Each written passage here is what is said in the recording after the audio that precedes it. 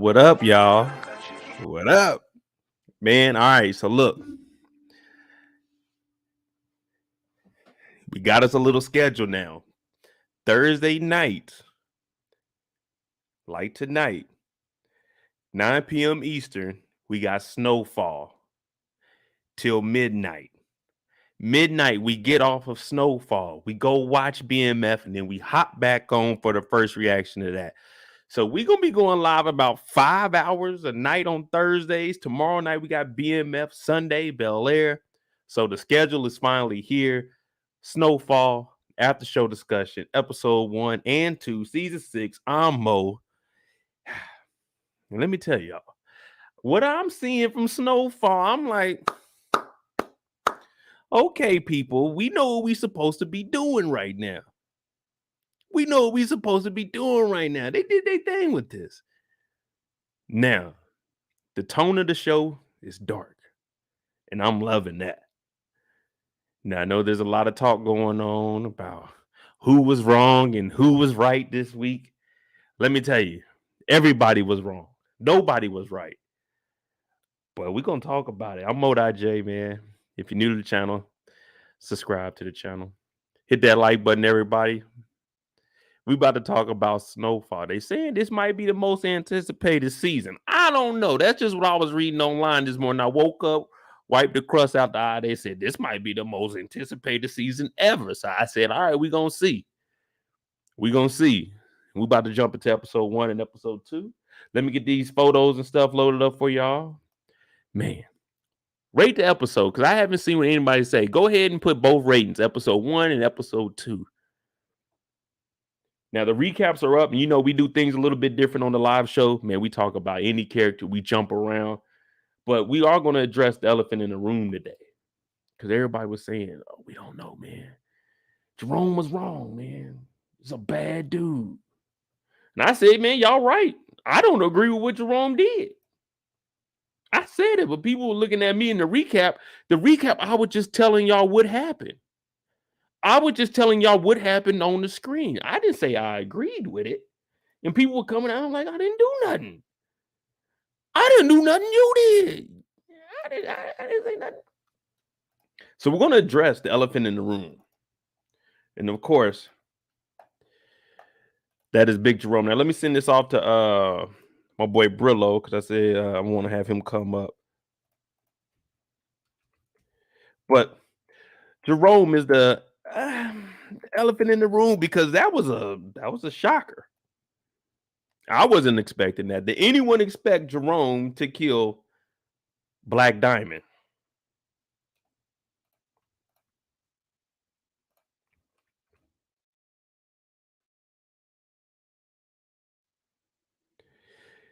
Neek said episode 1 is 8-ish, episode 2, 8.5, Kendall 8.5, Jinx 8 and a 9, a 9, 9.5.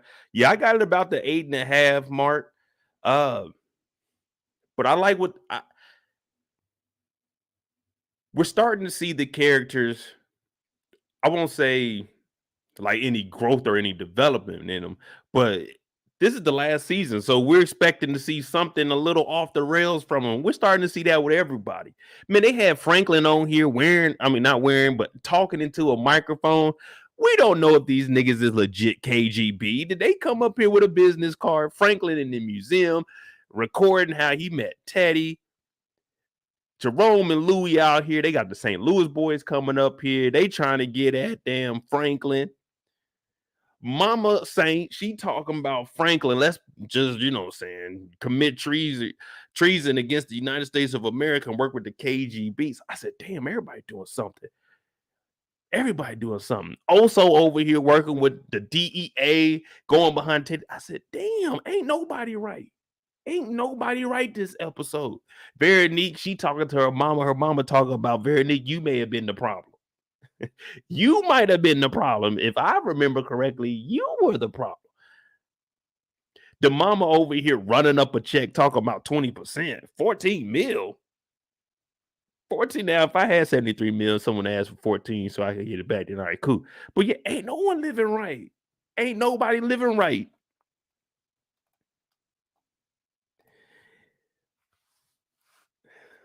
Now, real quick, before we jump into, I wanted to bring it up. I was going to bring it up on Brillo's channel, but I forgot. The border. They said they had a tunnel. So what, they drove down to San Diego? They hit that 5-hour down to San Diego. Then he hit that 5-hour back to go talk to Teddy. Because I don't think, I'm not the brightest, but I know for damn sure Los Angeles isn't on the border of Mexico. So they saying that this tunnel goes from Mexico to LA? That's what they saying?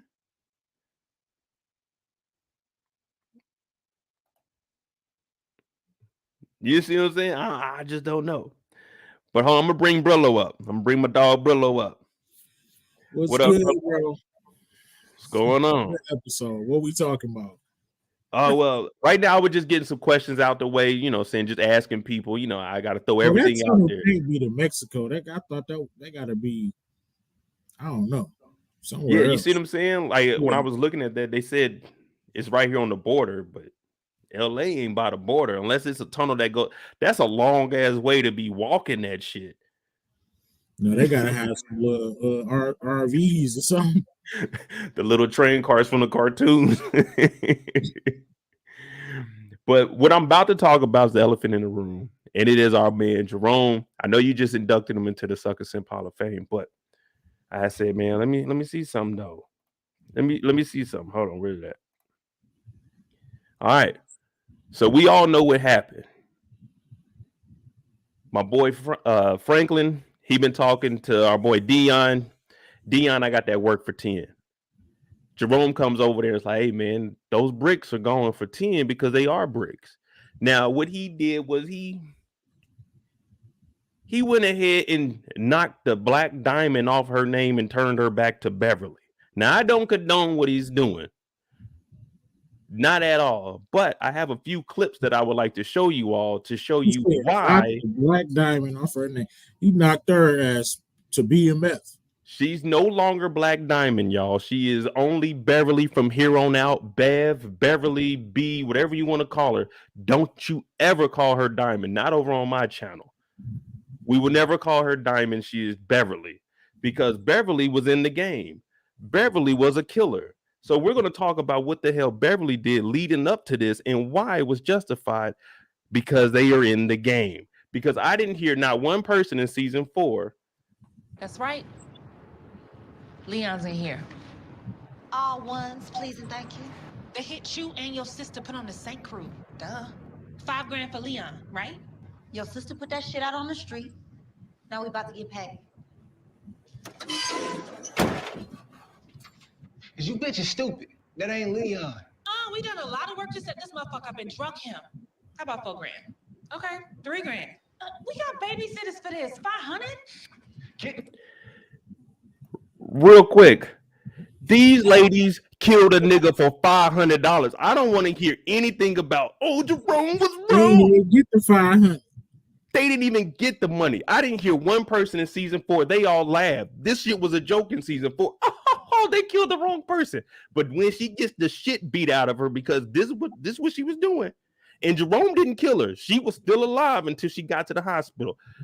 Man boy should have went ahead and blew her fucking head off right here. We wouldn't have had this problem. But then I said, wait, there's more because they just killed this little nigga for $500 that they didn't get. And guess what they were about to do after that? Y'all came up. Wanda don't nobody want to see that rusty ass on no pole. I'm here on some real. Y'all came up. Wanda don't nobody want to see that rusty ass on no pole. I'm here on some real business. I know where Leon is, but I took a bullet for his ass and you know where he at right now. But I didn't hear anyone say, oh, Beverly, Dallas, stop the killing. Fuck all that. Jerome did what he was supposed to do. These hoes done killed niggas. It's over with. I don't want to hear nothing else, at least not on my channel, about Beverly and Dallas. We don't even know what the hell Dallas' real name is. Oh, we're out the game, Franklin. Nah, you ain't out the fucking game. You done killed niggas. You done seen your friend get beat. Now you out. Nah, fuck that. Get your ass back in the game. Take your kids to the dope trap, to the pickup with Franklin. We want to see all that shit. I don't have no sympathy for none of these motherfuckers. They were killing niggas. Y'all were laughing 2 seasons ago. Laugh now. Hey. But what did they say? Laugh now, cry later. And that's what y'all did. Y'all cried. There is no longer a Black Diamond. It's Miss Beverly. Well, it ain't even. It's R.I.P. Beverly now. It ain't even Miss Beverly. Yes. I mean, you are 100% Snowfall. right in your observation. They were in the game. Can't blame. I heard people trying to blame Franklin for this. Can't blame Franklin for that. Oh yeah. I mean, they made their choice. I would have rather Rome shot her. Like you said, man, boy should have did, or let Louie do that. But it was just a brutal death. It was just tough for people to watch. But as far as him killing her, I don't have a problem with that. It was just how he did it. Yeah. But wait, there's more. So why not? Because wait, they knew what was happening. They predicted this. She said, wait until Jerome can kill us. She called it out. They knew what they were getting into. They just said that they were gonna go kill another nigga because the nigga they killed was the wrong nigga. So I don't want to hear there was anything wrong with what Jerome did, because guess what? They just joined forces right here with Franklin and they agreed to be in the game. Hold on, what do they say? Let's see what they say, because they don't work for niggas, they kill niggas. So why not work with us? We don't work for niggas. Then work with us. Until you get what you want and Jerome fucking kills us, right? You can't tell me he ain't still mad about Louie. Oh, he's mad, but he understands the game. He's mad, but he understands the game. He understands the game, ladies. I didn't make this up. They put this in the show for a reason. It was foreshadowing right here. Jerome was still upset. That's why he beat the hell out of her. But guess what? She killed niggas. That's just a killer off the street. We don't care. Bye.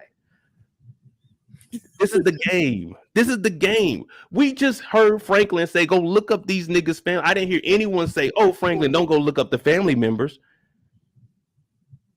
I didn't hear anyone comment, oh, it was so sad Tisha's dad was dead. No one cared. But when she gets beat for being a killer, it's a big problem. You see what I'm saying? I don't think it's the fact that she got murked. That's part of the game. It was just hard for people to watch Rome because he put, hey, I'm surprised she was conscious still off the first hit. It was just the brutal way that he killed her. Pistol whipping her to death. That was tough. But I would, you know what I'm saying? People didn't, like you said, they in the game. They did kill plenty of people for, like you said, 500 or less. They basically terrorists. They are cold-blooded killers. They rolling with Sane, his 2 bodyguards. They well known throughout the city and town for being killers. So I would just, they're not just hitters. They top hitters. yeah, like they had to be knocked off, dog. If not, definitely. if Franklin would have told them that night, go kill Jerome, they would have did it. Facts. It's not the fact that they killed. It's just the fact that he beat her to death. Man, he ain't beat her to death, man. She was still, well, she was unconscious, but she was alive, man. The blunt trauma to the dome killed her. All type of blood vessels popped in her brain, but she is in a whole different era. Leon, right? Hold on. Someone, hey, I want everyone to put RIP to this innocent young boy before we move on. Sister put that shit out on the street. RIP to this innocent young man before we moved on. Because Diamond just, all that was payback for the streets, man. Rock told us if you shoot a gun and put a bullet out there, that bullet's going to be after your ass. Unfortunately for her, it wasn't a bullet, it was the butt of the gun. That's all it was, man. This is the game. Come on, man. We can't, listen, I understand that what he did was excessive and it was wrong, but this is the dope game. We got a body in the car. They're killers, y'all. So you would be all right with her just walking around the street. Oh, she killed somebody else. That's just Beverly over there. Don't worry about it. She used to be a killer back in the day. No, fuck off. Definitely earned the death, you know. But yeah, man, what made it bad, what made it look bad for optics was the fact that Rome is, you know, who he is. The fact that they didn't know where the money was. Franklin was wise enough not to say nothing because they for sure would have gave it up. Yeah, I was gonna say, so because I know you brought it up on your channel. Do y'all think that Diamond and Beverly and Dallas would have gave up that information? That's facts. And did you notice they ended the episode where they started the episode off? Remember the old man was walking by past the chicken spot? Yeah. Who was that? Like, who was that in the beginning? The little girl said, "My daddy is dead." Man, they said his name was like Will Daniels. I guess they were just showing something from the neighborhood. I guess we're gonna see that later or whatever. Because she was at the restaurant too when Franklin pulled the gun out. Did you notice that? Oh, I didn't notice that. Yeah, she was sitting at the table with the old man. I didn't even peep. Let me see. I think I got a picture of it. I thought she was out the game. No, she went out the game. They still live there. Just because Pops got killed, they can't. That don't mean we can move about the city. But yeah, I ain't got no picture. But that she was sitting at the table in the little diner. Yeah. All right, but I mean, that's all I wanted to bring you on for. Well, let me see though, because we about to start jumping into the characters. Let me know what character y'all want to start on, and we'll have Brillo on here for a little bit. But y'all was just getting ready to start breaking down the show, the episode, and just ain't talk about a few things. Yeah, it ain't the fact that she dead, bro. It's just that was hard for a lot of people to watch. You know, with the pistol whip, I thought he was scaring her hitting the ground at first from the angle they were shooting. I'm like, then they zoomed in on. I'm like, oh God. I mean, hey, I can't call it, man. I think it was good for the show, though. Oh yeah, shocking. Yeah, it was shocking, and like everyone's been saying, they've been saying that Jerome is running off emotions. So that's what it was really showing, and that's why I brought up that other clip where he was like, Jerome is still mad about that. Yeah, he definitely looked mad at the leaning on the whip. Like he ready to tear something up. That played a role into it too, because that's the, if I'm not mistaken, didn't she shoot Louie? Who? What you call it? Beverly. Beverly. Did she pop Louie? I know. I don't know for sure. For a fact. Well, they pulled up and was shooting. We could probably say it was her. Right. So, what up, KJ? If RC say yeah, she popped her. Yeah, they pulled up and got to letting loose, man. But that's a part of the game, man. This is the life that they live. Like they literally signed up for this, y'all. They didn't have they were taking their kids to pick up drugs, man. Right, sharing French fries with Franklin. Hey. Why everybody blaming Franklin for their problems? That's what I'm noticing in the show. Everybody blaming Franklin. Even little man blame Franklin. How you not gonna go get you some ice cream? You better go get you some ice cream, dog. What up, Gilbert? It's my dog over in the UK, man. How you living, brother? 42. You better not be on no 42s. What, Thursday night? What, Friday morning? Oh, y'all might have. Yeah. Y'all chilling. But you said you about to get into the characters. Yeah, I'm about to start doing the character breakdowns now. See who they want to talk about first. But thank you for coming on here, man. You know, you got a lot of work to go. Let them know what you got next on your channel before you head on out here. Yeah, we doing BMF tomorrow at 8:15. So the subscriber-thon. I'm going live every day this month of February. I started on King Day, so I'm like a day like 28 or something. Live content every day. Just getting my Mo.J on. I know he keep everybody over here entertained. I like it over here, Mo.J. I have to put my feet up, man. I have to come through for a while. We have to put that together. Come on through. Thanks for having me, bro. I'm definitely gonna be checking out the show. I'll be in the comments. Peace. All right, bro. Make sure y'all go ahead and spam that plug for my boy Brillo. But we about to get started. Now it's about to get good. We just had to get an understanding of who the hell Dallas and Beverly are. We needed to know exactly who they were and why karma happens. Now, I don't believe in karma, but I believe in Karma Sutra. This was all foreshadowed. They're gone. Dallas is out the game. She got to take care of little nephew now. It's going to be tough. It's going to be tough. But guess what? Now you ain't got to worry about putting the kids in harm's way.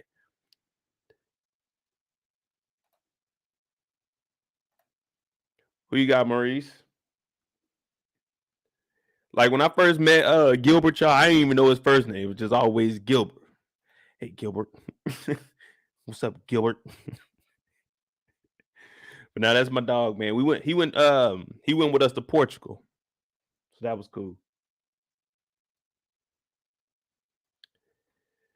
Let me see. We can go ahead and start with Franklin.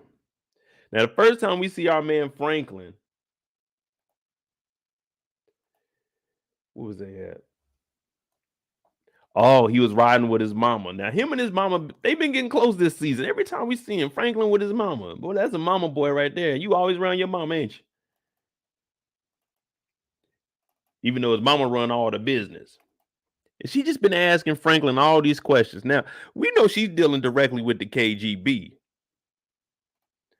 And it's like, come on, Mom. You can't be doing this. What up, babe? Mama, you can't be doing this, man. You making the block hot. She's like, come on, Franklin. What do you really want?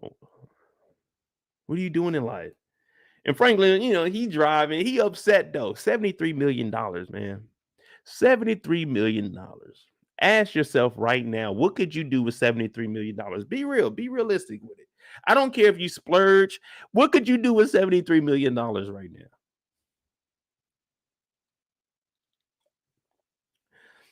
In my mind, there's a lot that I could do with $73 million right now. 73 right now.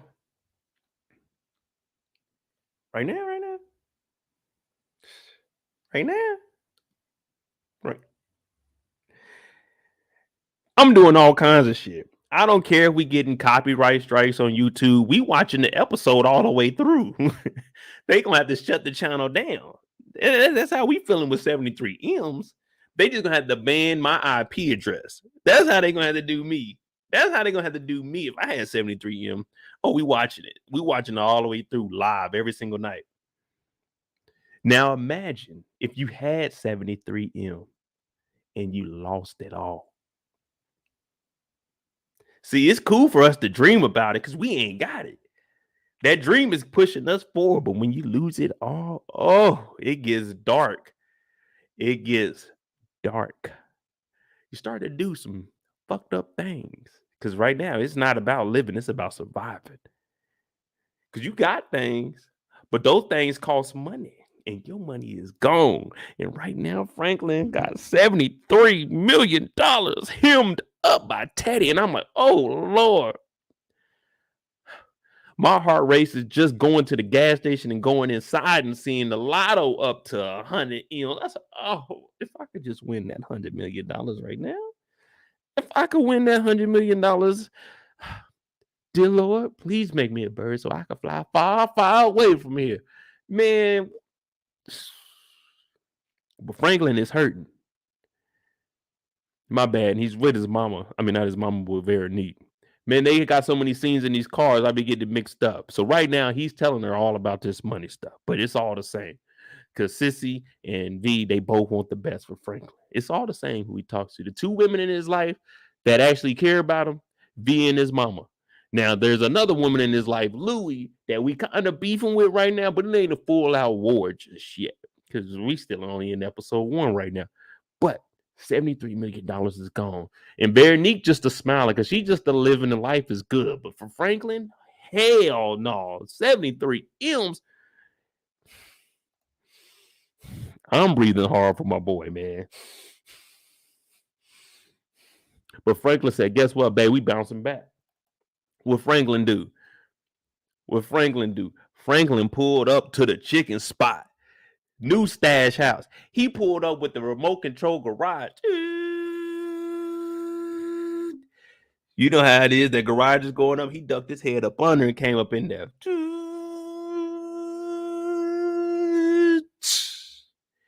He pulling up in the big body. She like, who? Where are we? He's like, oh, man, it's the new spot, baby. She said, the new spot. He said, yeah, shit. Ever since they didn't hit me up, man, I had to move it, baby. I had to move it. Now, he got the digital dash too. Type it in. He put that Power Ranger code in, and all you hear, the vault door is opening up. Now, this vault door is in the garage. He got the garage with the vault connected to it. He said, I want a garage, no house, just a garage and a vault, baby. One bedroom with a kitchen. The kitchen is where the chickens is, and then the bedroom is where the work is. He said, that motherfucker opened up. She walked in there. Now, she's pregnant, y'all. She pregnant. It's all kinds of dope in here, man. It was a whole mixing barrel on the left. She don't need to be around none of this. Now, she drinking water when she with her mama, but goddamn, it's coke in the air, man. You just opening up that door, that wind gonna get that shit to kicking. But it don't matter because we got all the money. We got all the dope. We live in what I would call a beautiful life. Now, he's trying to convince her that, hey, look, maybe we can go to the Cayman Islands or something, but we can't put this money in these LA banks. These LA banks be tripping. These LA banks be trying to verify shit. We need to take this shit to like Panama, Venezuela. Yeah, you know what I mean? The Cayman Islands. We need to hop on a jet and go put that in a bank. Now it's 1.8 million that they got in cash, and then the other 1.2, no, the 1.6 is in dope. Now they got a lot of dope in here, but it's only 1.6. I thought they may have stole a larger quantity, but they really, I mean, 3 million, don't get me wrong, 3 million total in product and money. That's a lot of work. But the work that they about to have in this room, it should be a little bit more than that. It should be about 6 mil by my calculation. I counted about 77 bricks on the left side, and then roughly like 100 on the right, and I was letting them go for 10. So that's 500K. 100 is a milli, that's 1.5. I don't know, it might be a little bit more work in there. But now she's thinking about maybe Miami, and they go in there, she sees the product, and she basically like, Franklin, we supposed to be out the game, baby. We supposed to be gone, up and out of here. Franklin don't give a damn. Now, what they do have is enough money that if they really wanted to get up and dip, they could. Think about it. 1.8 mil back in the 80s, man, that shit like $10 million. They could have just took that money and started a whole new life. But Franklin said, no, I need that 73 back, baby. So I need you to go put this money up somewhere and make sure that we good.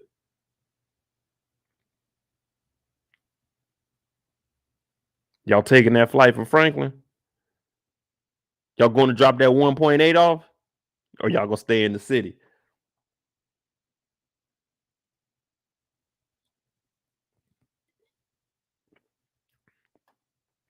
Doug said, I would cry if I lost 73M. Man, hey, Eric, you ain't buying no YouTube with no 73M. Google owns YouTube. It go, hey, shit, Twitter went for 44 billion. YouTube probably gonna go for at least 100 billion. You ain't buying with no 73M. That 73M, you got some money, but you ain't got no money. Right? It's cool. You a millionaire. You a low millionaire too. Not knocking, like I'm not knocking it because we all trying to get there. But I'm just saying, when it comes to these corporations, shit, 73M, that ain't. I mean, that's keeping the lights on per year. But V wants him out the game. She said, baby, we gotta go. This ain't right. Get me the fuck up out of here.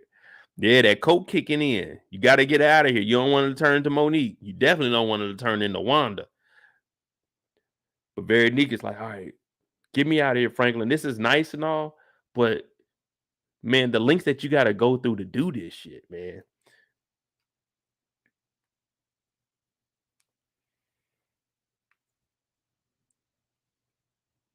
The next time we see Franklin is him putting that hit out on Peaches. $250,000 plus, what did he say? 5% or 10% of the 5 million that's gone. Because think about it. Franklin has 73 million. He had 73 million in his accounts. He had 5 million in the safe that Peaches stole. 1.8 ain't that bad. 1.8 ain't that bad. A little under half of what you already had saved. And he talking about dropping 250 to whoever comes up with that information. Y'all telling on Peaches for 250? Because this are y'all telling on Peaches for 250? Now, y'all not in the game. Y'all just regular folk. Y'all just living on the street. It just drive-bys every night. You living on this street, you're 250? It got you thinking about it. But Franklin's like, look, whoever finds that, they get a percentage of the 5 million. We get 250 for him to come back. And the dude was like, man, that might be risky out here. He's like, nigga, if you don't want to do it, then if you don't want to work for Luther, yeah, if you don't want to do it, then get the hell out of here. I'll go find somebody else. But Teddy McDonald, you remember that name? Yeah. He got family in Kansas City, but don't touch them because Mo from Kansas City. You fuck with them. He got family in DC. I want you to go look at because I might need some information and some background checks on them.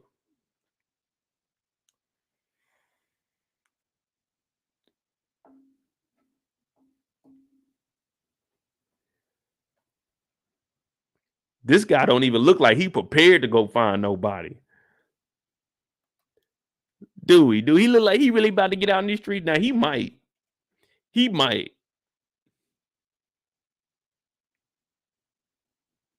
But I don't know, man. Well, Peaches seemed like he was kind of sick or something, so we don't even know what the hell was wrong with him.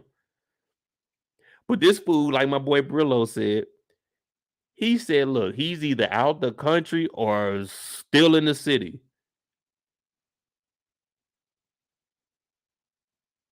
That's pretty vague, my brother. When you say out the country, we talking Mexico, we talking Canada, what we talking? We talking down to Colombia or something? Because he can't fly with 5 million. He gonna have to cross the border. He can't get on no plane with no $5 million. Not even back then. There ain't enough duffel bags that he's gonna be able to check in for $5 million cash.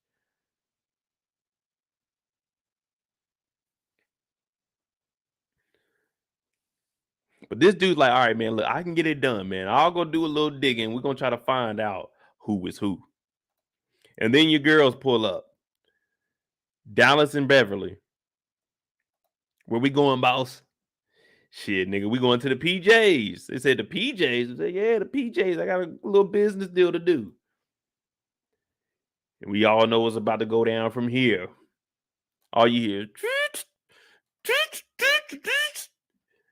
they hitting switches out there in the park, man. Just a waiting. Dion out here. Got the Impala, his boy over there, like, damn, man. One day I wish I could be shining like boss. They pull up, it's clean as hell. Franklin talking about, damn, what's up, man? You trying to get the whip? Dion like, yeah, man. The outside clean as hell, man. The interior nice, but up under the hood, that's usually how it is. People be getting their cars painted, interior done, engine be raggedy as hell. Hell, half the time they ain't even got an engine in the car. But that, I mean, that's just part of, what I'm saying, the rebuilding process. We didn't all been there before. We didn't all had cars with no engines in them. But Franklin's like, what's up, Dion? You trying to get the car? Dion said, yeah, man, but the engine trash. What's up, though, man? Leon, he gone. He up out the country. He went to Africa or some shit. Him and the junkie. What was her name? She used to hit the freeways. What was her name? Wanda. Yeah, Wanda. Him and Wanda, they went out to Africa, some shit like that. At least that's what they said. I ain't go to the airport to verify. I really didn't give a fuck. Right now, I run the projects, and I heard you out the game, too. Franklin said, out the game? Who told you I was out the game? Shit, nigga. After Leon dipped, he said you was on some bullshit, man. You wasn't really fucking with you like that. So he dipped out, and you was done. Or at least that's what they've been saying on the street. What's up, Franklin? He said, shit, man. You trying to buy some of this work? But in the background, we get interrupted by one of the workers. Dallas is like, man, this nigga, man. And she pulled a gun out.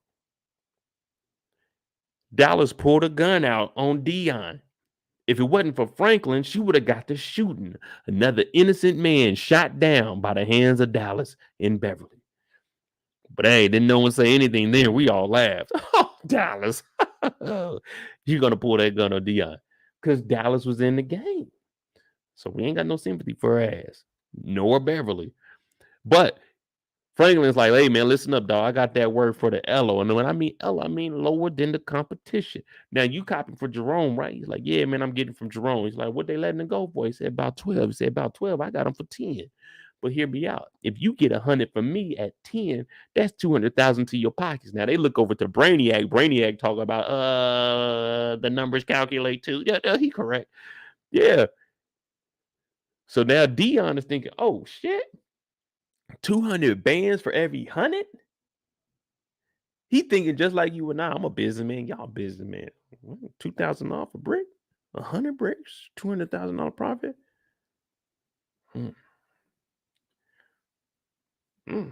Interesting. Very interesting. I think I might take that deal. But wait a minute. I'm copping from Jerome. Who are you copping from? Don't worry about that. But Dion, listen.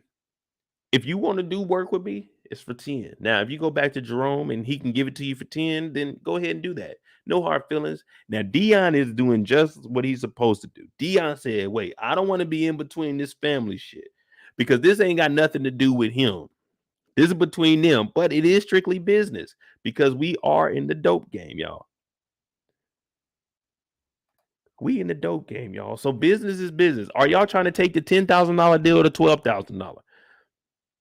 Let's say you get your ideal You a teenager, you can get your ideal car for $10,000 or $12,000. Now there's gonna be some kids that say $12,000. It's the exact same car. They're gonna say $12,000 because they spent a little bit more.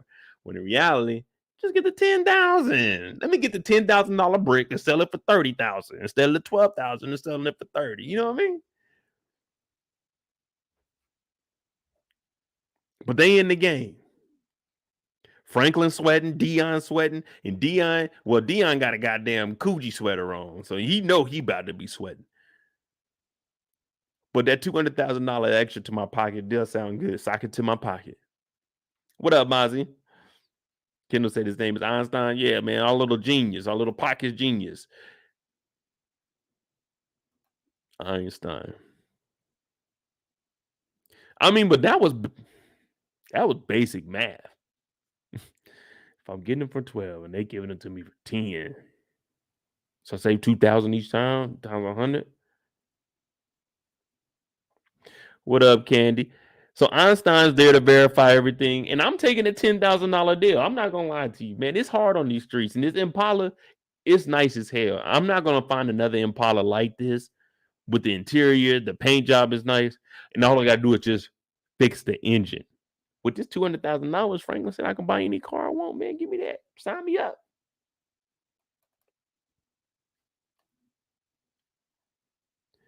Franklin pulls up to the hospital, though, because you remember Kane is here. Now, there was a white lady in here, and if you watch closely, she's hearing everything that's going on. As soon as they come in, watch this lady right here. She gets up, and she walks right by. As soon as she notices that there's a group of black folk coming in, she look like this. She hops up and watch this. I told you. Look, as soon as a group of black folk hopped in here, she hopped up and got the fuck out. She walked right past them too. She's like, oh, hell no. Hell no. She already knew it was about to get rowdy. Franklin, they came up in here with Beverly and Dallas. But Franklin's over here talking business. Now, Kane is he's in the hospital. He got shot in his back a couple times. He don't know if he can walk or anything. But Franklin is up here talking about, hey, man, let's work. Man, I got bricks for $10,000. Just not caring at all.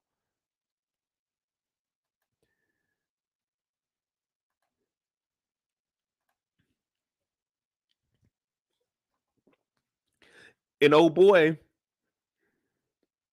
look, there she go right there. I told you that white lady walked by. She didn't want to. She was not sticking around. She heard trouble brewing behind her. She got the fuck up out of here. She got the hell up out of here. As soon as she heard too many footsteps in the hall, looked back and seen them sisters, she said, oh, hell no. Beverly in here, y'all. Beverly, a real hitter. So she gets the hell up out of here. But Franklin is insensitive. Kane is in the hospital, y'all. And Franklin came up here talking about, hey, what you want for them bricks? I got them bricks for the hello. Bricks for 10, bricks for 10. Like, nigga, at the hospital, really? We ain't even got Kane up out of here yet, man. You know we ain't working. We on fucking 24-hour security up here, bro. Franklin came up here and his members only thinking, man, fuck what they got going on. Look, we need to start moving that product. We got that product for 10. Now, if anybody's this excited to come to you with, I got that word, be cautious of them because you're suspicious of how they got it. Everybody know what's going on in the street, and just all of a sudden, Franklin just pops up with these perfect price 10,000 a key bricks. Nah, Franklin, where you get those from? Just like he told, like Anthony told a little boy on ATL, man, you a narc, man. When he said he was Alpha Mono, man, you ain't never smoked no trees, nigga. When you start copping, you know what I'm saying? Franklin popping up with bricks that are $10,000 when just yesterday, when everybody was getting shot at, them prices was up. You know what I'm saying? Just 10,000 a day. Where you get these bricks from, man? These bricks pure. But Franklin pulled up to the hospital, and Kane's bodyguard said, nah, man, you ain't coming in here. Not today, Franklin. You bullshitting.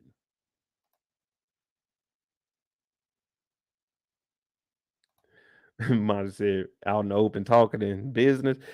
I guess you could do that. Nigga. Well, shit, that white lady said she ain't sticking around for this kind of business. Whatever kind of business y'all talking about, I'm gone. And not the stereotype, but if I'm sitting down and I'm looking at this, I don't care if it's white people, black people, whoever people. Nigga, if I look up there and it's looking like a standoff.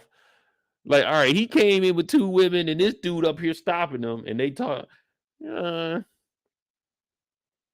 might need to get up with this white lady. I don't know what the hell going on right about now. Are they about to fight over there or something?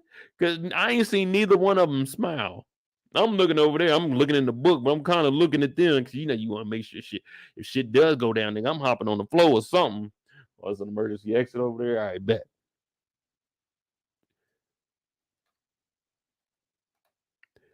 But they come up here and they just talking in front of everybody. Ain't nobody. Look, Beverly looking mean as hell. Dallas back there clutching. I'm like, oh, man, I don't know, bro. This shit could get ugly quickly. But right now, Franklin trying to sling that dope. And they're denying it. They're like, hey, man, we can't do that right now, bro. Damn, matter of fact, hold on. Let me see something. Where we at? All right, we at 45. All right, we're gonna take a little bit longer on Franklin, but we'll be all right on time. Franklin and Veronique. Now she's going through all the bullshit that he done messed up. See, that's one thing about tearing up your own place. You got to clean it up. Franklin was angry, tearing up everything. Breaking glass. Veronique's trying to go through what documents are left and legible. Man, it's crazy in here. Now they walking through it, broken glass everywhere. And Franklin is saying, man, you don't know how it feels to start back over from zero. What up, Alon? Yeah, I'm saying we ain't seen you in here for a while. Thank you, Kendall. Make sure you hit that like button.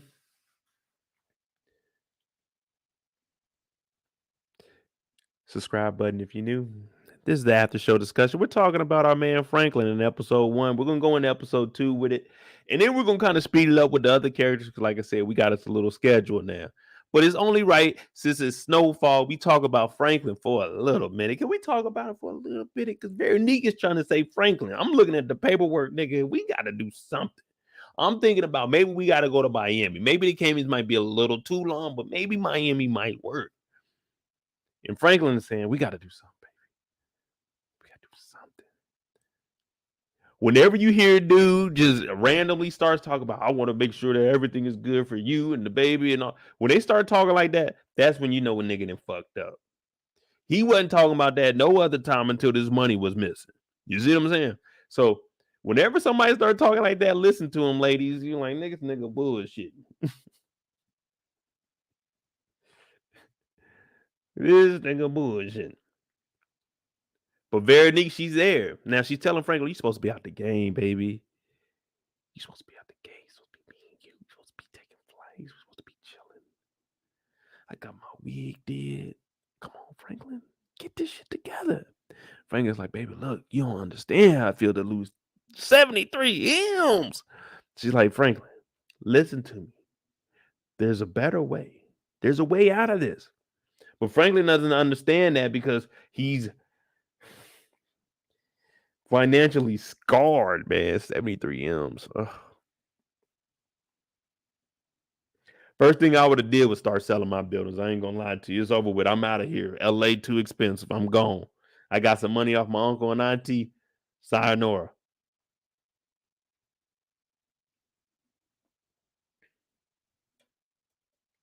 So there's a better life out there waiting, and that's what Franklin is trying to get to. Now, when he gets to the airport, because he getting ready to take off, Veronique shows up. She in all red. And I said, that ain't the Veronique of old, is it? She came out in that red. She had that wig on. She said, baby, this is a woman that's about to go launder some money in Miami. I said, damn, Veronique. But as you heard in my recap, I said allegedly she went down there to deposit that money because we ain't too for sure yet. And I'm not passing judgment on her. Now we don't have too much details on, you know what I'm saying, on her backstory, but we did hear something from her mammy. Now we're gonna talk about her mammy, Cassandra. Cassandra was looking good too. I said, okay, very neat. Okay, you and your mama, okay. But Veronique's about to head down to Miami, and she said, I'm gonna be on a flight back tomorrow. We burning through the check. Franklin is like, that's what's up, baby. But this just turned him on right here. He was like, damn, she really about that life, man. I know we disagreed earlier, but look at us now. Look at us now, man. I had a neighbor. One of our neighbors had one of these old ass Benzes, man. We rode with him one time. Hot as hell in that motherfucker. Ain't had no AC, didn't work. Boy, them leather seats in the back would tearing your ass up. Oh shit, nigga. Hey man, you need to open these doors up before we get in here. Ride around the block with the windows down a couple times before we ride off with you, man. My dad hopping in the car, his country ass hopping in the car. He acting like ain't nothing going on. His legs up there sizzling. We in the back seat. Oh shit, it's hot as hell. Pops up front in that big body Benz. But Veronique, she's headed to Miami, y'all.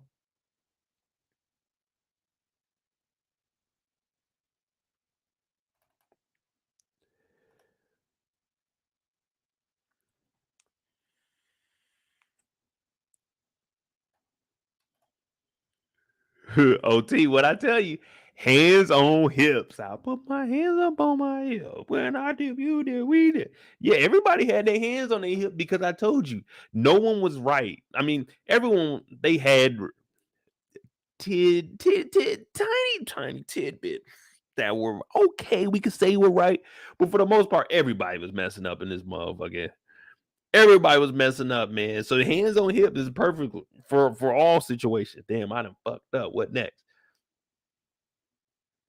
Now, Dallas and Beverly, they show up because you remember that we had the meeting with Dion. It was 3 Ds. Now it's 2 Ds and a B. But Dallas and Beverly, they pulled up with the kids because now they are contract killers. They are bounty hunters. That's what they do. They also used to strip a little bit. You know what I'm saying? They used to strip a little bit. They used to get some money back in the day. Y'all done came up. Wanda don't nobody want to see that rusty ass on no part. I'm here on some real business. I know where Leon is, but I took a bullet for his ass and you know where he at right now. Now these two, they used to be scrippers. Before they were killers, they were scrippers. And when they were scrippers, the money was coming in. Now we've seen them kill a couple of people. Killed the young man for $5,000 who they thought was Leon. It wasn't Leon.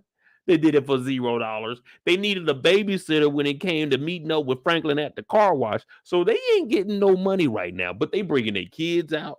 They getting drugs. They don't care right now. And Franklin is like, hey, man, you really going to take your kids? So Franklin already knew that these two were moving wrong.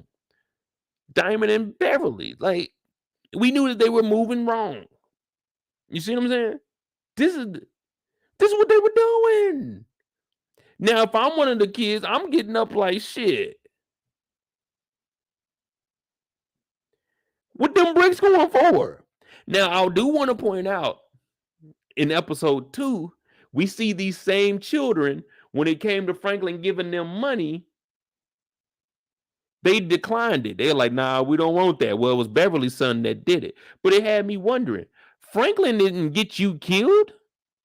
You got yourself killed. Franklin didn't say, sit there. Shit, drive off from the law. Y'all gangster. Y'all killing niggas. Don't get pulled over. The police get behind me and I'm a killer. I'm gassing it. Y'all ain't catching Mo. I'm out the window. Catch me if you can, coppers. No. But this is how they were moving. They had their kids with them. And even Franklin called their asses out. Franklin said, y'all bringing these kids to the drop? Dallas gonna be, nah, we gonna leave him in the back with an etch-a-sketch. All right. Somebody gonna be etch-a-sketching your forehead. You keep fucking around thinking this shit's a game. It's called the game, but it ain't a game. Lil Wayne said, yeah, I said game, but I ain't playing around this motherfucker. No, this is not the game you play around it. You don't even bring your kids to this shit. Why be in this if you can't even afford a kid? How long have you been working for Franklin? You niggas ain't got no money. Someone answer that in the chat. How long they been working for Franklin? These motherfuckers ain't got no money. They just robbed a nigga. They ain't got no money out of that. Someone please let me know. Because if you got bread, you can find a sitter.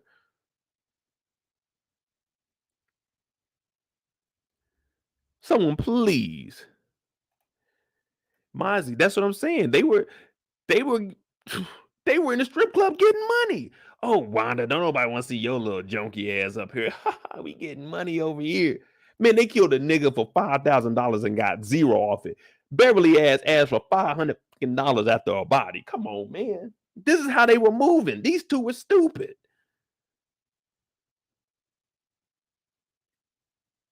They got their kids picking up dope. Not little dope, not a little bag here, little 8 here. No, not a little 10p, not a little dub. 100 fucking bricks, y'all. 100. This is what they were putting in the trunk with the kids.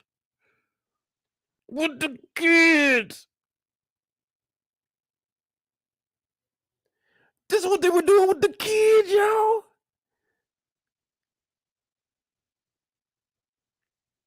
Now the little nigga not accepting money from Franklin is what is Dallas telling her? Oh, Franklin got your mama killed. Beverly got her ass killed. Should have stayed in that strip club. This is one time I say being a stripper is better than being a dope dealer. If they would have just stayed in the strip club instead of trying to kill niggas for money, they would have been straight. They could have been on P-Valley season 9. You see Wanda on there. Shout out to Wanda. But they got to work, and we got to go holler at our boy. Now, that's the last time we see Franklin. That's the last time we see. Oh, no. We see Franklin at the end of the episode with his damn mama. His mama talking about Franklin. Let me tell you something, son. Ain't no one else gonna tell you what I'm about to tell you. After all of this, you think this country loves you? You think they care about little old Franklin? Little old minus $73 million Franklin. Little old, I can't get my money back. Little old, oh man, Kane, Louie had you shot. Mr. How we gonna eat? How we gonna get out these situations if it wasn't for me? Shut up, Franklin. Listen to your mama. You think this country loves you? They don't. You're like a little orphan, waiting at the front door for your mother, and your mother's not coming home. Now, you can come and work for the KGB and get your money, right? Or you could stay in this country, Franklin, and be a piece of shit like your daddy Alton was.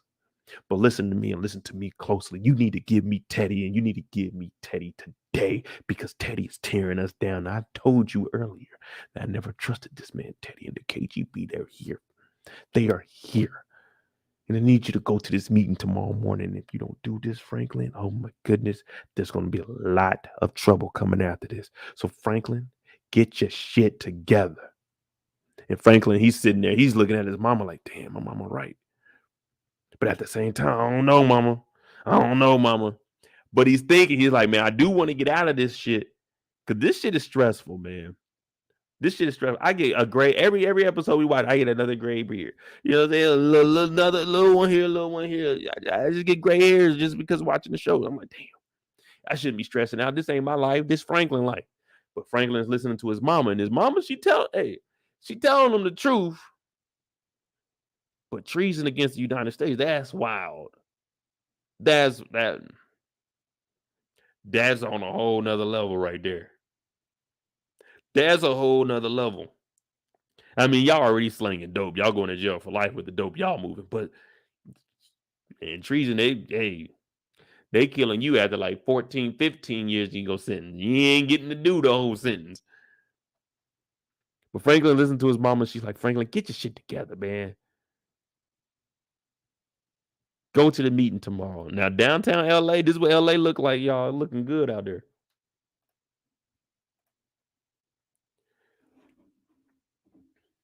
It's looking good out there. But that's the end of episode 1 for our dog Franklin. So we're going to jump into episode 2. I kind of wish they didn't put them all together.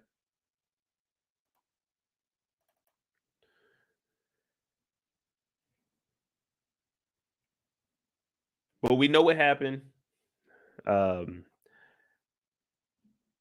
Jerome got on Beverly. She ended up at the hospital. And this is when Franklin first finds out. So Jerome is telling Louie, man, I think I may have went a little bit too far. They show up, the North Hall, rooms A20 to A28, the chapel to ICU. Then they got the old pencil sharpener down there too. I don't know if y'all noticed that. That's cool. I think we had one at my house. But anyway, he looking for not Black Diamond. Beverly, my bad. They're like, oh, wait a minute, sir. And then Dallas hops up, and Dallas is like, Jerome did it. Jerome did it. Jerome did it. And the first thing that popped in my mind is like, why didn't Dallas go get her get back, man? Why didn't Dallas go get Jerome? If Jerome did that to Beverly, you shouldn't even be at the hospital. You should be in the streets getting revenge. That's what you should be doing. I'm thinking Dallas and Beverly, that's the tag. Man, what? I'm thinking that's the tag team group of the year. Why are you at the hospital? You ain't supposed to be at the hospital. You're supposed to be in the streets. Trey ain't go to the hospital with Ricky. No, he got in the streets. Trey went to the house, bloodied up, got the pistol, and went to go hit the block. Daddy told him to stay in the room. He hit the block. Nah, Dallas, I don't want to see none of this in the hospital. Oh, Jerome did it. No, Jerome ain't do nothing. Y'all did this shit. That's karma. You called it out. You said Jerome was going to kill y'all. Why would you even work with him then? Why would you even work with him then? So why not work with us? We don't work for niggas. Then work with us. Until you get what you want and Jerome fucking kills us, right? You can't tell me he ain't still mad about Louie. Oh, he's mad, but he understands the gang. So why not work with us? It's all a part of the game, and they knew what it was, man. Now, Beverly's in here. The doctor does come out. I remember he said, I'm sorry, but blood everywhere. The trauma to the noggin finished her. I'm sorry. R.I.P. Beverly.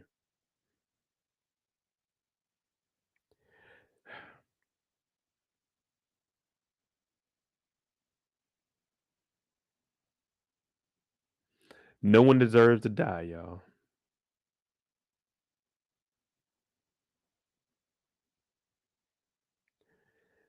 Nobody. R.I.P. to Beverly. I guess she wasn't built for that life. Now, Teddy, he on the run, but he know people looking at him, and Franklin is meeting up with one of them, a.k.a. Mr. Rubin, the KGB. Been running around the States for a while. Now, he's impressed by what he hears from Franklin because Sissy's been hyping him up. Sissy's been saying, oh, man, my son, he a G. He slang that dope. He know a little this, know a little that. We own some buildings. We tried to buy a library one time, but they were bullshitting on that. But my son, here he is, have a talk with him. And now Reuben is asking him questions. Now, first, it's small talk. Just a little bit of small talk. But when they get in front of the elephants, that's when things start to shift. They got to address the elephant in the room. You see what I'm saying? The elephant in the room was Teddy. That's why the conversation kicked off when they got in front of the elephants. Now, he's like, listen, don't you think it's kind of bad, Franklin?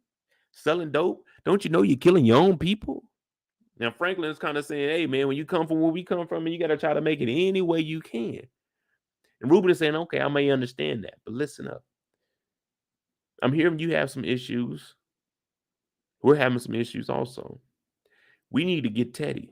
Do you have anything on him? And Franklin's like, I don't have any photos or no recorders or anything, but I do have the story.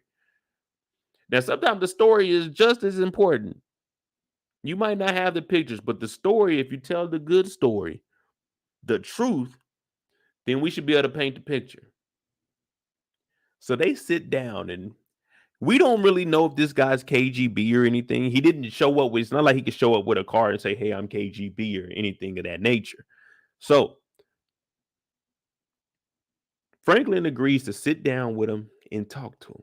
He opens up the big ass briefcase with the whole tape deck in there. I'm talking about they recording everything. And Franklin starts to tell him. And it had us thinking back. Franklin said, all I know is the first time I met Teddy, I thought he was the plug. I blacked out. I got hit with a taser and I woke up in the basement. It had us all thinking back to season 1 when all of that happened. So if you could tell a good story, you can paint that picture. And that's what I'm trying to do with y'all here because Ruben wants this information on Teddy. Now, the picture in our girl Sissy's head is, ooh, we give up this information on Teddy. We get to all just go free.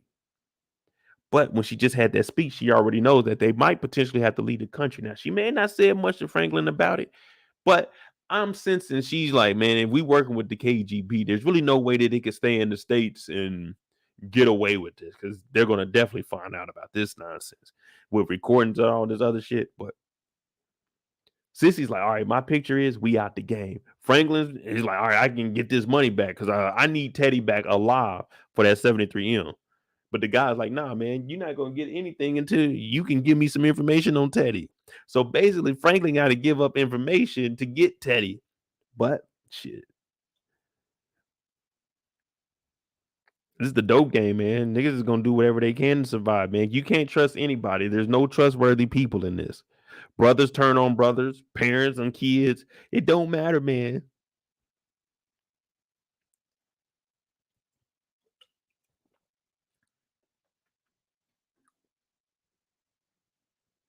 But Ruben got some information from our boy.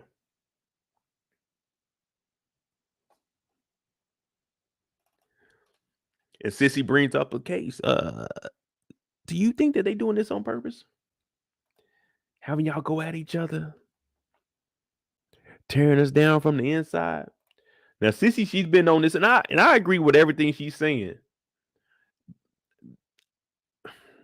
As an adult, I understand where Franklin is coming from too. That 73M hits a little bit different, man. Especially when you risk your life for all of that. Yeah, it's not legit money, but still, you risk your life for this. So I can understand why you're trying to get it back. Now, if he had maybe like 20 M's, I think Franklin would be comfortable with 20 and not getting the other 53 back.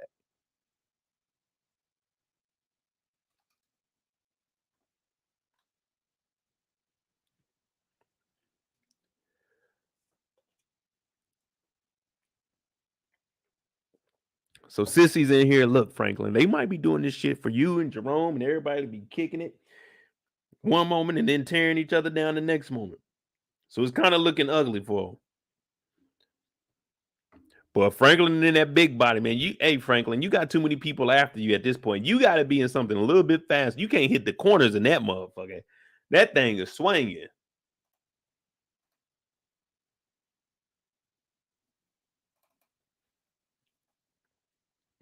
Franklin's going over the paperwork, trying to check the books to see where we're at exactly. He gets a page.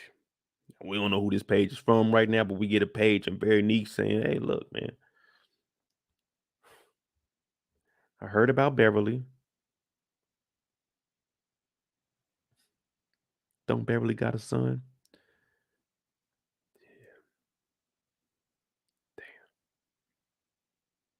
She went out for nothing, man. She wasn't getting no money off of that $100,000 deal. But Veronique is like, hey, look, if you trust me, Franklin, if you trust me, then you'll squash the beef with your uncle. You'll do what your mama say. Y'all get back together and y'all get it right, man. Get right within.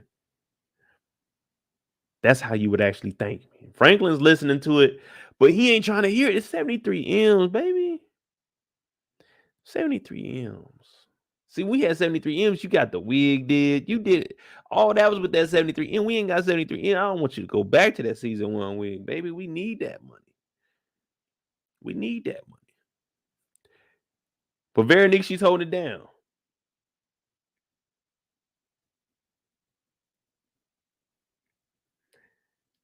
Let me see.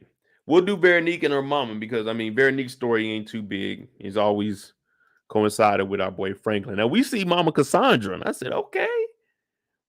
Where's Brillo at? This might be the number one sucker simp right here. He was just giving straight cash to gamble with. This man didn't care. He was talking about all in. Here you go, Cassandra. This man might be number one. She talking about, oh, no, I ain't got no money in the bank. He said, shit, you ain't got no money. As long as I got money, we got money. I ain't gonna say you, we got money, baby. We got money. This is bigger than you and I, baby. This dude just, hey, cash it out, baby. Cassandra looking good too, Mama V. She single too? Man, I might try to holler at her. So, Mama V. You know what I mean?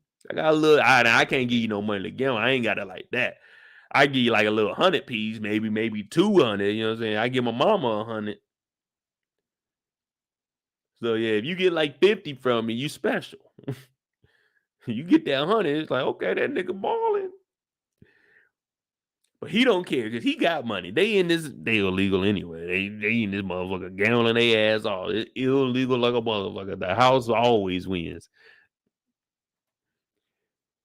But after she got off the phone for calling her mom, she meets up with Miss Cassandra. And Cassandra's in here doing a little bit of gambling, talking about what she say? What's this drink that they got? What's the drink that they got? Nasty nipples. Let me get 2 naughty nipples. Which they get? I want to know what drink they got. Hey, get them a naughty nipple over there. That's on me, ladies. A naughty nipple. Man, what the fuck? Does anybody know what that drink was called? I'm gonna try to order that for somebody. Matter of fact, I might go out Saturday. I might try to order that for somebody. First of all, I don't even know if the bartenders know that shit. Let alone man, ain't no drinking that. What is this? Oh man, it's like the 42 of, the 1942 of the 80s. You know what I'm saying? This is what they were drinking back then. But Veronique got that water, so she is pregnant, or at least she's still going along with this. We don't know yet. But we see them two talking, and they're doing a little catching up. Now, she's telling her mama that, hey, look, $73 million, Franklin needs this back. Somebody stole it, maybe government assistance. And the mom is saying, well, okay, that sounds interesting. Let me see what I can do. She's calculating things in her mind.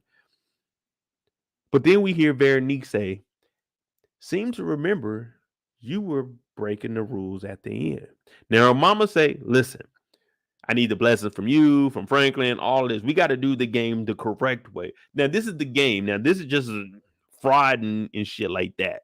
Fraud and hacking. So this is a different type of game. She's saying you got to do this by the rules. There's rules out here. You can't go do this. You can't go hack somebody else because something happened. Whatever it is. You got to play by the rules. But Veronique calls her out and says, seems to remember you were the one breaking the rules at the end. But we heard Franklin tell her that your mama left you in Cape Town, but the mama just said that was you breaking the rules.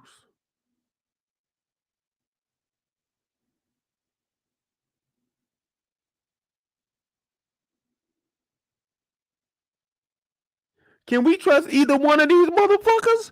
This shit must be in the family bloodline. This got to be in the family bloodline.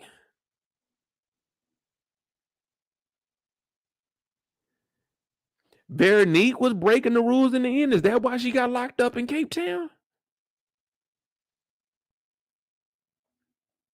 Because the mama seemed like she moving freely through like France and shit.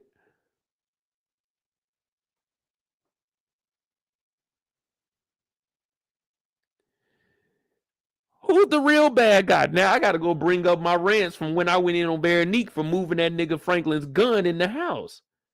Man, I've been calling Veronique ass out since last year. I know a lot of people been agreeing, but I've been breaking her ass down. And wait a minute, your mama just said you were the one breaking the rules.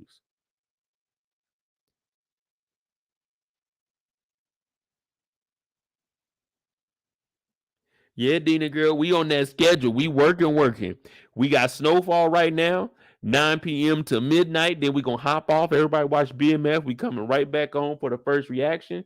Then Friday night, we got the BMF live after show discussion for episode 7, 9 p.m. Eastern. Probably about a 4-hour just because. And then Sunday, we got Bel Air, 9 p.m. Eastern. About 3 hours, 4 hours. Then Monday, we got Last of Us, 9 p.m. Eastern. Then Tuesday, we got the finale for Harlem, 9 p.m. Eastern. We working. So if you're new to the channel, hit that subscribe button, hit that like button. We just here having a good time. Sorry if I'm neglecting the chat, but once I get to going and get my little story mode going, and especially when we find out a piece like this, we got to try to figure this out. Now I'm gonna go back and read everything, but what do y'all think about Veronique right now? She was the one breaking the rules. She was arrested in South Africa, but the mama still made $200,000. Maybe mama made $200,000 because she was doing it the legit way. She got locked up, and there was nothing the mama could do because they were scamming a nigga. Let me know what y'all think about that.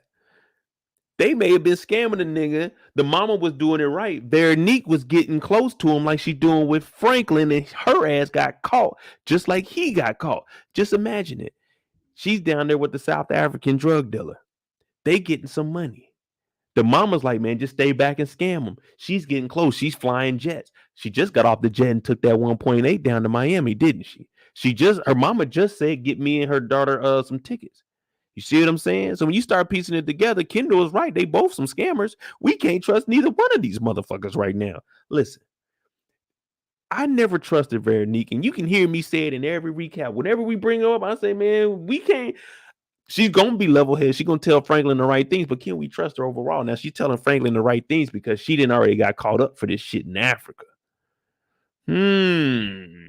She didn't already went down for this shit, so that's why she's telling Franklin the ins and outs, because she knows, even though, our law enforcement is a little more advanced than South Africa, but Veronique has been here before. It's what it seems like. Now, this is just my theory, man. You hear somebody else talking about it? I don't know. But my theory is Veronique was fucking with a nigga that was moving some kind of work or doing something illegal. They got locked up, and the mama made $200,000 off her. Well, off of him, because she did it the right way. You got to play by the rules. In the end, it was you messing up the rules. You don't get close to the target. You don't sleep with a target. Don't involve yourself more than business with the target. You're playing the game wrong. Cassandra's up here getting bread, and all she's doing is looking good and ordering naughty nipples. Veronique over here sleeping with Franklin, lost 73M, and the mom is looking like, man, look, if I go find that money, we can get 14 off of it, or we can just keep it all. But that's just my theory, man. Let me know what y'all think about that. What up, Play for Keeps? Candy said we on a mama ass now. For real. Mama look good as hell, but don't trust a big button to smile. That girl is poison. Oh, yeah. Veronique and her mama. We got to watch out for these two scamming.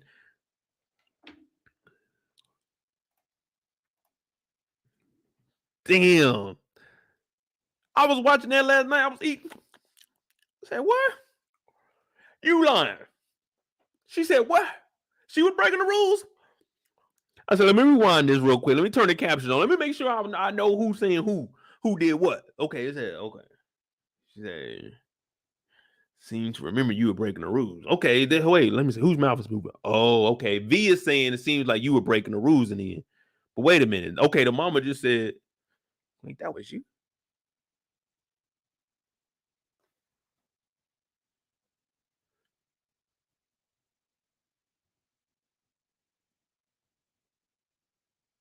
Veronique, what you been doing, girl? Tell us the truth. Look, this is a safe spot. Veronique, if you're out there listening, yeah, I know. We may not have been on the same page in season 1. Now, I don't have any issues with you. I don't trust you, but we would like you to come on the show and explain what you were doing that was so wrong.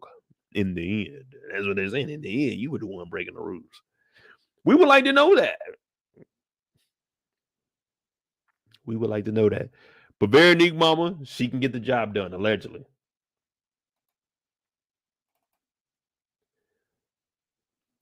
Franklin shows up to Dallas's house, and Dallas is like, man, I don't know, man. I'm out the game, dog. Like, no, you ain't out the game. I'm going to give you a little bit of time off. And then you come on back. You know what I'm saying? She said, man, nah, Franklin, we done for real, for real. Franklin like, done for real. Yeah, man. Me and Beverly had made a little pact. If something happens to me, she would leave with my daughter. If something happened to her, I'll leave with her son. Little man comes in. He's like, hey, when's my mom coming home? Now, he didn't accept no money.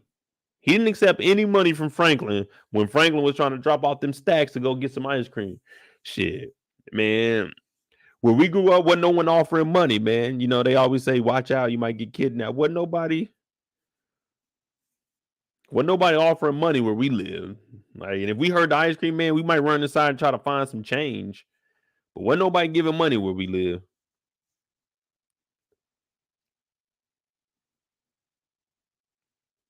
But she said she's out the game. She got the son, and the son didn't want no money. Shit, $20 from Mr. Franklin. Shit, man, I gave him a fry the other night. That 20 about to be hitting. Nigga, I'm about to get some chips, probably 2 things of ice cream, 1 popsicle and 1 ice cream, probably. So I can eat the ice cream right now. The popsicle won't melt as fast. Yeah, and probably 2 bags of chips, and then whatever my little brother wants. Yeah, that's probably. Oh, let me get one of them pops too. Let me get that Sprite. Yeah, let me get the Sprite. But she's out the game. The little man didn't take no money, but Dallas didn't tell the little man, it's not Franklin's fault that your mama dead. It's your mama's fault. See, these little kids are thinking Franklin is the problem when they should have never, ever, ever in their lives even knew who Franklin was. There should have been one. There's no instance in life where them kids should have been meeting Franklin, but they did. And now Beverly is dead.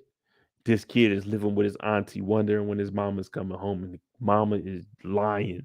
Every time Dallas looks in this young man's face, she's lying, not saying that your mama was a killer.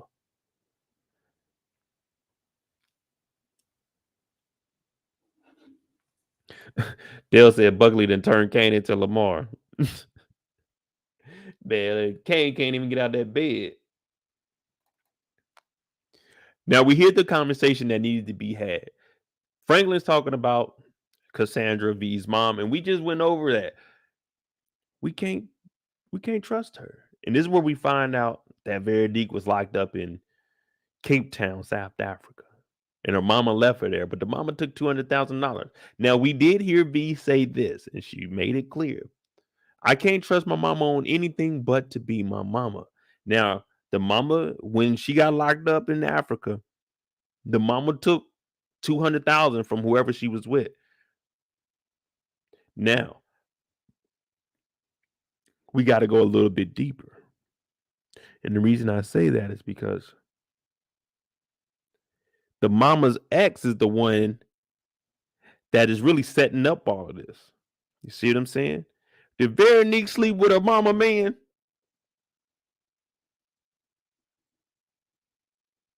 Did Veronique sleep with her mama man? Is that why she broke the rules and they ain't really been talking? Is that the real reason?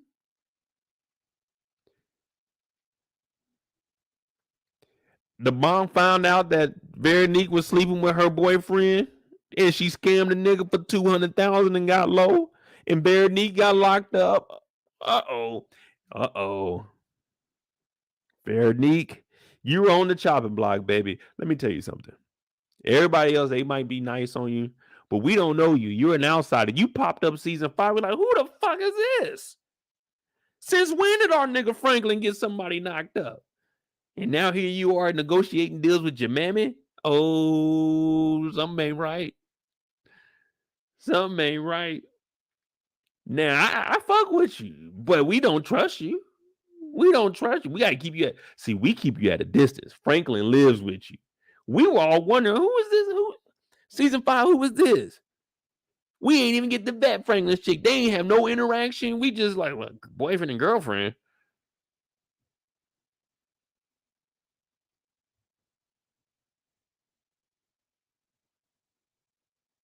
We got your back, Franklin. We got your back. If no one got your back on Mo's channel, we got your back. Now, I did say in my prediction I want him to die because I think that'll be a good way to end the show. But, man, I fuck with him. He's the main character. RC said, are we sure that that's Franklin? Exactly. She's showing a little bit now, though.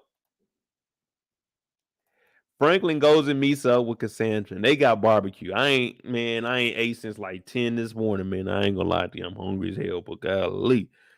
Cassandra looking good. Them ribs, oh, they looking and smelling good. She talking about we ain't got no ribs over there in France, in Paris. Bonjour. Now we ain't got that over there, not in France. But she like, you want some of this now? Franklin, he a businessman. He ain't about to get, man, these is ribs. When you eat ribs, oh yeah. You licking your fingers when you get done. Now, I mean, not every single time. That's like the final time. You know what I'm saying? Throughout the eating, you just grab your little a wet napkin or a little paper towel or something. You know what I'm saying? You wipe your hands off. You eating them ribs. Man, you got to eat them ribs with one hand on each side of the bone. You got to tear down on that. I don't want to see you trying to pull it off with a fork. Man, you eat the ribs the way you're supposed to eat the ribs. Now, she's like, listen, hear me out. Get close, Franklin. I don't want to talk too loud. There's a lot of motherfuckers here. I don't know. V fill me in on everything that you are about to come and tell me. Now, this is what we're going to do here. From hearing $73 million in offshore accounts, this couldn't have been done by himself. I don't care who you are, but that's not a one-man job. Not at all. So what I'm going to do is I'm going to find Teddy and whoever the hell Teddy was working with.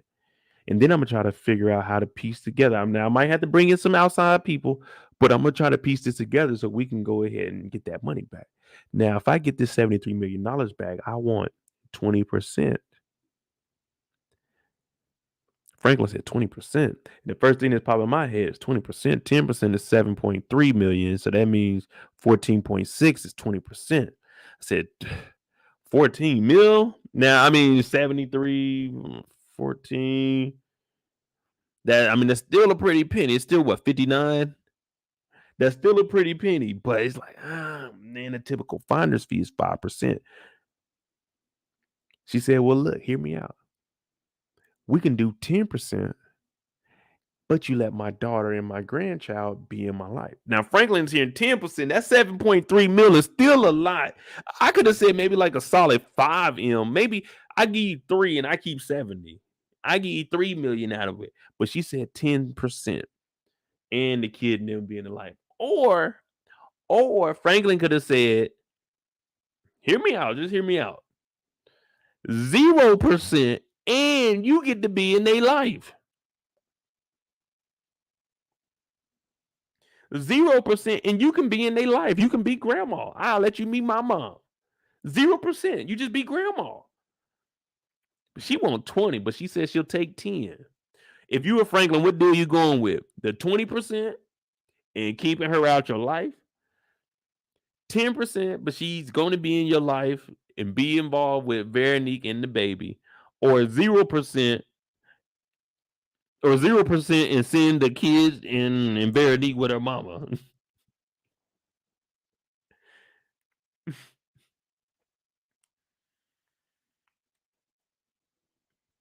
I don't know. If I'm Franklin, I might take the 0% and Veronique and the baby can go with the mama. This ain't no place for no baby to grow up in anyway. Plus, we can't trust her. But she said, get her and her daughter some tickets. And that's what I'm saying. Even though I think the mama's a big scammer, but the mom might be the legit scammer. I know that you can't be a legit scammer, but I think the mom might be the legit one. She might be playing the rules. She might be here to get her daughter out of this nonsense while making all this money off of Franklin. They might not even give the 73 back to Franklin. But Veronique, she at least got that 1.8 in the account. But I don't know, man. I think she might steal everything. I know the mom. I know Cassandra's up for Cassandra. She talking about 20%. It don't matter what percent this nigga say. She's going to get the money first. So all she has to do is say, oh, I couldn't get all 73 M's. I got 20 M's. In reality, she got the other 53. You see what I'm saying?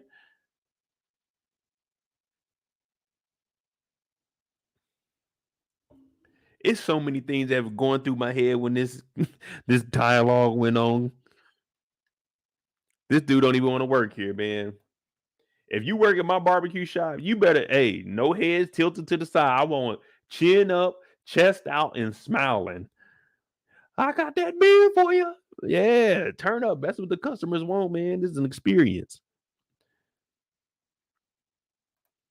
Kendall said, I'm wondering about Cassandra and that boyfriend helped Teddy. She knows too much.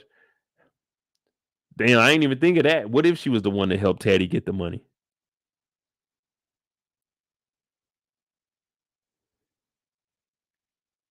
Damn, what if she knew that and then she was taking the money from both of them, her and Veronique? Damn.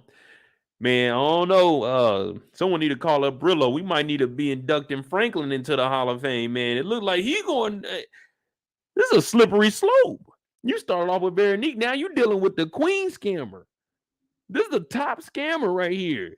This is the number one scammer in the United States of America. She's equivalent to what Dante, aka Mecca, the global snitch is. She's the global scammer.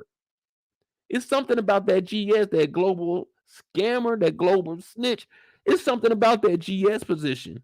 Oh, Lord. What if she helped Teddy get them? Oh, Franklin.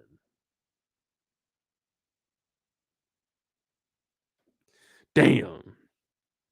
I don't know, y'all. I do not know, man.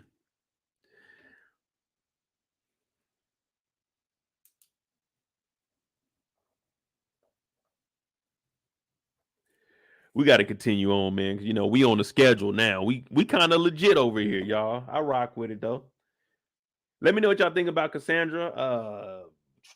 The last time we see Franklin, well, we see him 2 more times. We see Franklin. He's up here with Gustavo, and Gustavo got the picture of Ruben.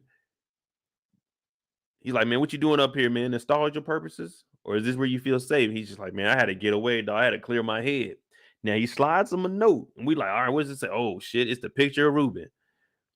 I know Franklin was like, man, what he didn't pass me, man? What can't he tell me that he had to write it? But it's the actual picture. And we're looking at it, we're like, damn, it looked just like Ruben.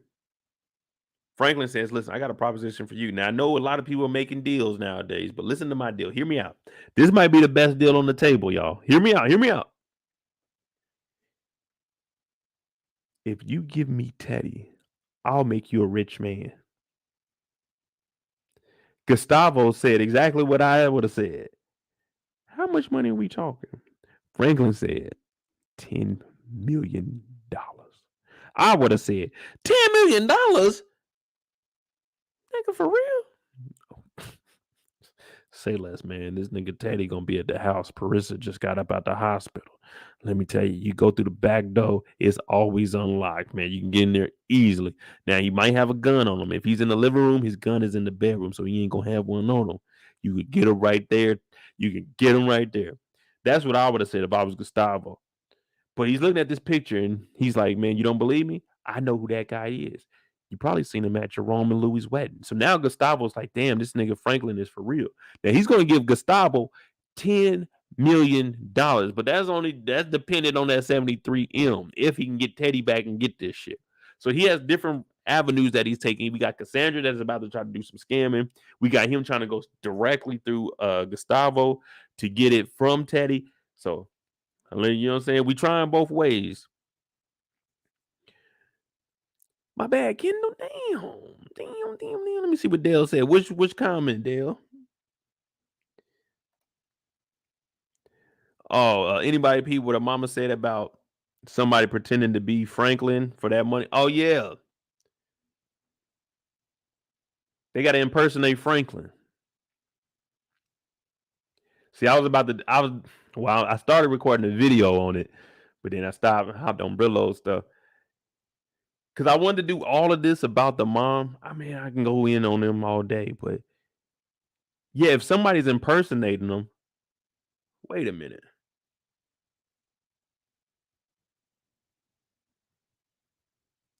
This is just me just throwing stuff out there. What I'm about to say, do not take it serious and do not repeat it after this. Don't repeat this after this. Somebody's impersonating Franklin. All of a sudden, money comes up missing and Leon just pops up in Africa.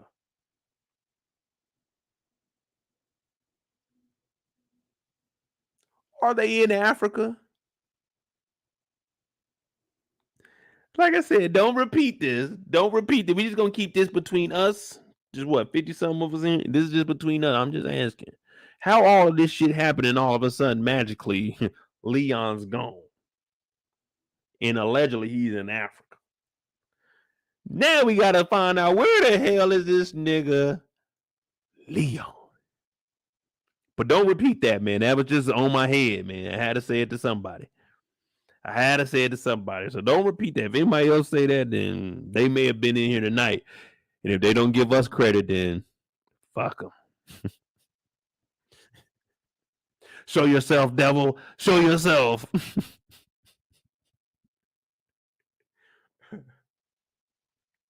Who y'all think is impersonating Franklin?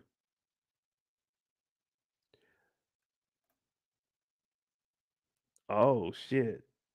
Alton is, oh, Lord. Alton is down there. We never seen Alton die. Teddy showed up. Sissy came back. He got fucking, Alton did it. Alton did it.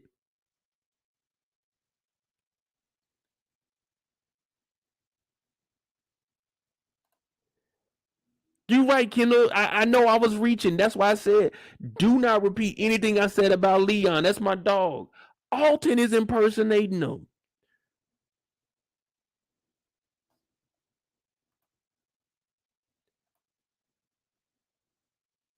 Damn.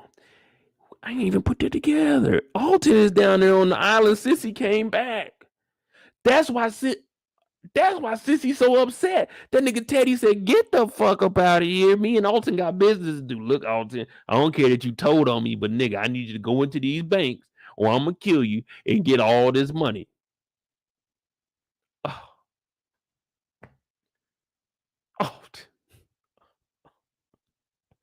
Alton did it, y'all. Alton, that's what I'm pointing at. Let me go ahead and write this down, man. Alton did it. Alton is guilty.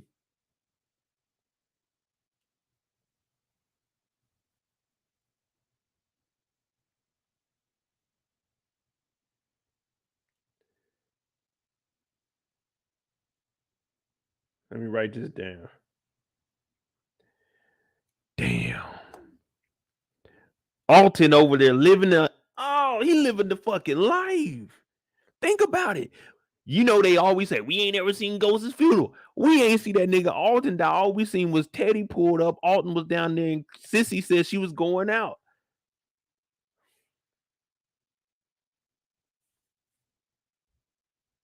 Is Sissy working, is she working with the KGB to try to get even with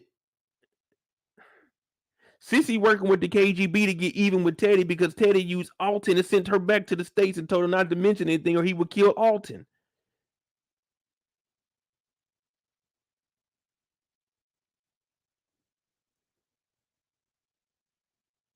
Sissy don't want nobody to die.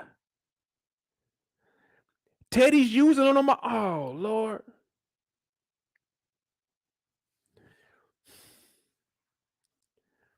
And y'all remember Alton has Franklin's birth certificate. Oh, Alton. Hey, man.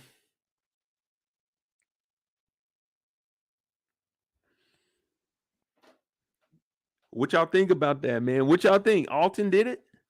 I know we making early predictions. We only episode 1 and 2. But that works. That works. If someone's impersonating them, Teddy was with a black man overseas. He does have a birth certificate. Oh, shit, Alton.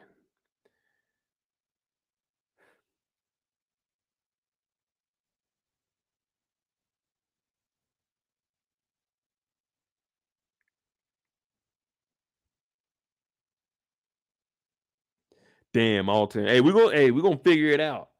But Gustavo talking about $10 million, he'll get a little bit richer, and then we see the fight. Well, it wasn't a fight because Franklin ain't fight back. But Jerome came up in here with the Versace jacket on. Big J on the chest. He come and sit down. Then he starts telling his story about how his sister moved up to the Bay because he couldn't make nothing shake in Texas. So he moved to LA. Then Alton was on some nonsense. So Sissy moved down there with him and he was taking care of him, thinking, you know what, Franklin? I'm gonna be that father figure for you, be that man. And Franklin is saying, all right, well, you hit us, we hit you. Let's just call it a square. We good.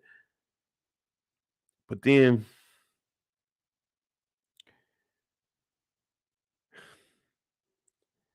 all you have to do is leave out the curse words. You remove curse words from a sentence, then no one's going to be offended most of the time. If you don't curse, most people ain't going to. Like, if you say something to me, I'm not going to be offended by it. You throw a curse word in there, that curse word going to stand. I'm like, damn, you called me a curse word or a nigga.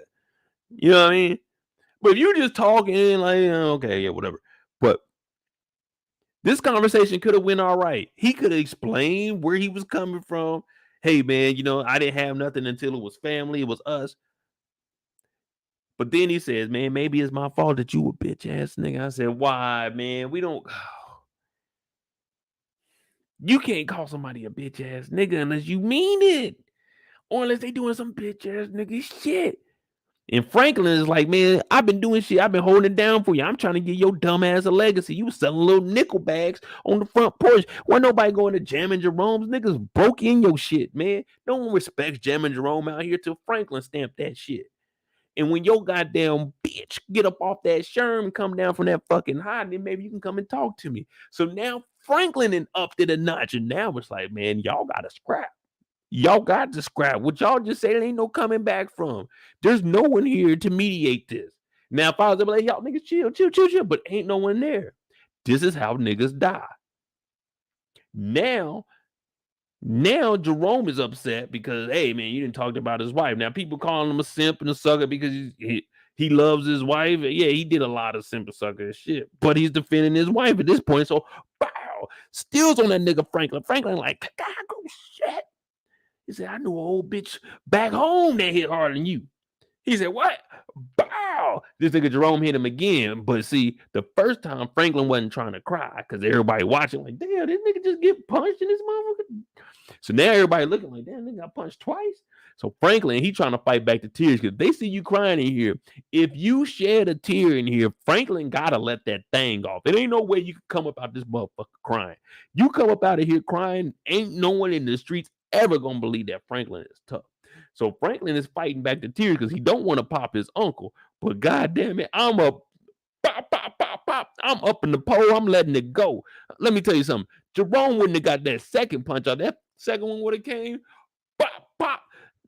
But Franklin hop up. Franklin's hand ain't steady. It ain't. Hey, that shaky hand, even when you grab the wrist, it's still shaking like that. That's a scary motherfucker. You don't want to be on the other side of that barrel because someone with a hand like that, typically they're going to let that thing loose. Pop, pop, pop. It's over with for you. But Jerome held his ground and said, do it then. End it, nephew. Pull the trigger. But Franklin couldn't do it. Franklin couldn't do it. He's shivering.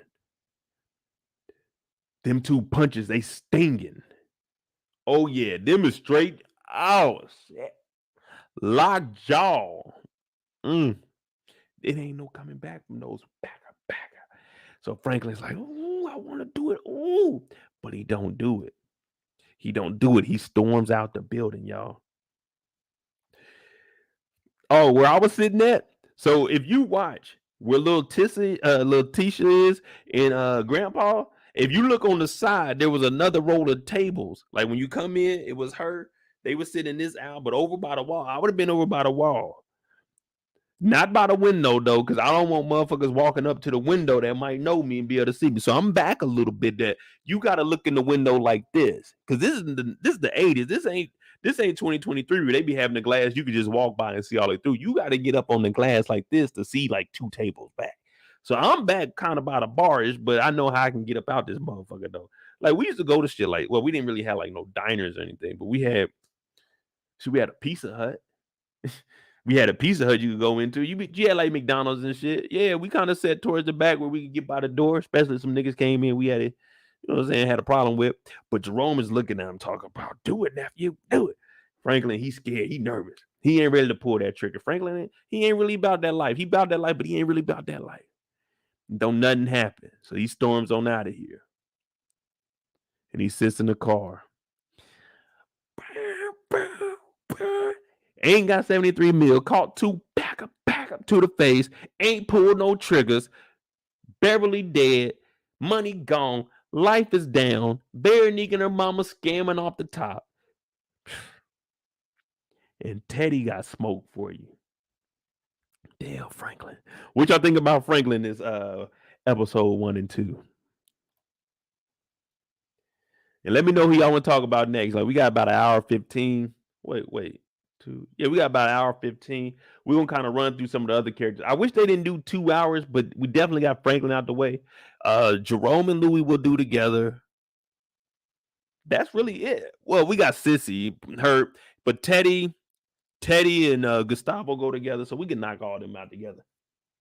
But what y'all think about Franklin, man? Where y'all got him after getting his ass whooped in here? I don't care what y'all say. He got his ass whooped in here.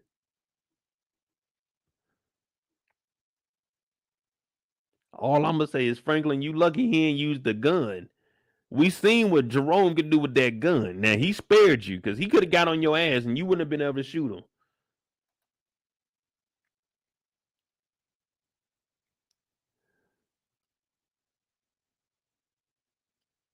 Man, I'm telling you one thing. Jerome ain't hitting me twice. After that first one, oh, man, nigga. Man, you better back your big ass up, nigga. All right, we'll do Gustavo. We'll do Gustavo and Tater together, and then Louie and Jerome together.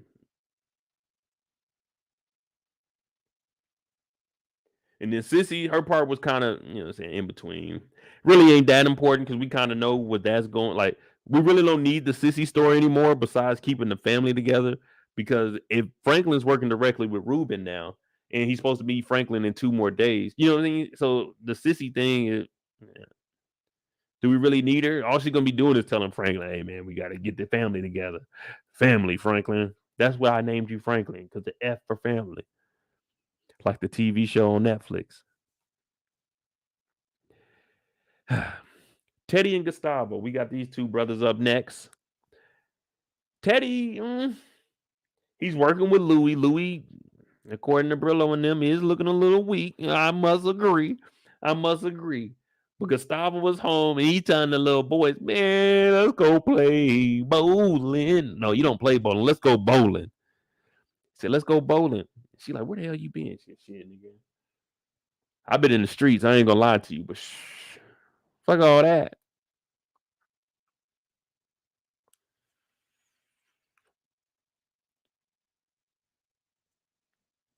Fuck all that. Let's take the boys bowling. Now, Candy, at the storage unit, the DEA came in there and they called our boy. But it looks like he's working with him now, so shit. I mean, that's when he converted over. I don't know what they did with that money, though.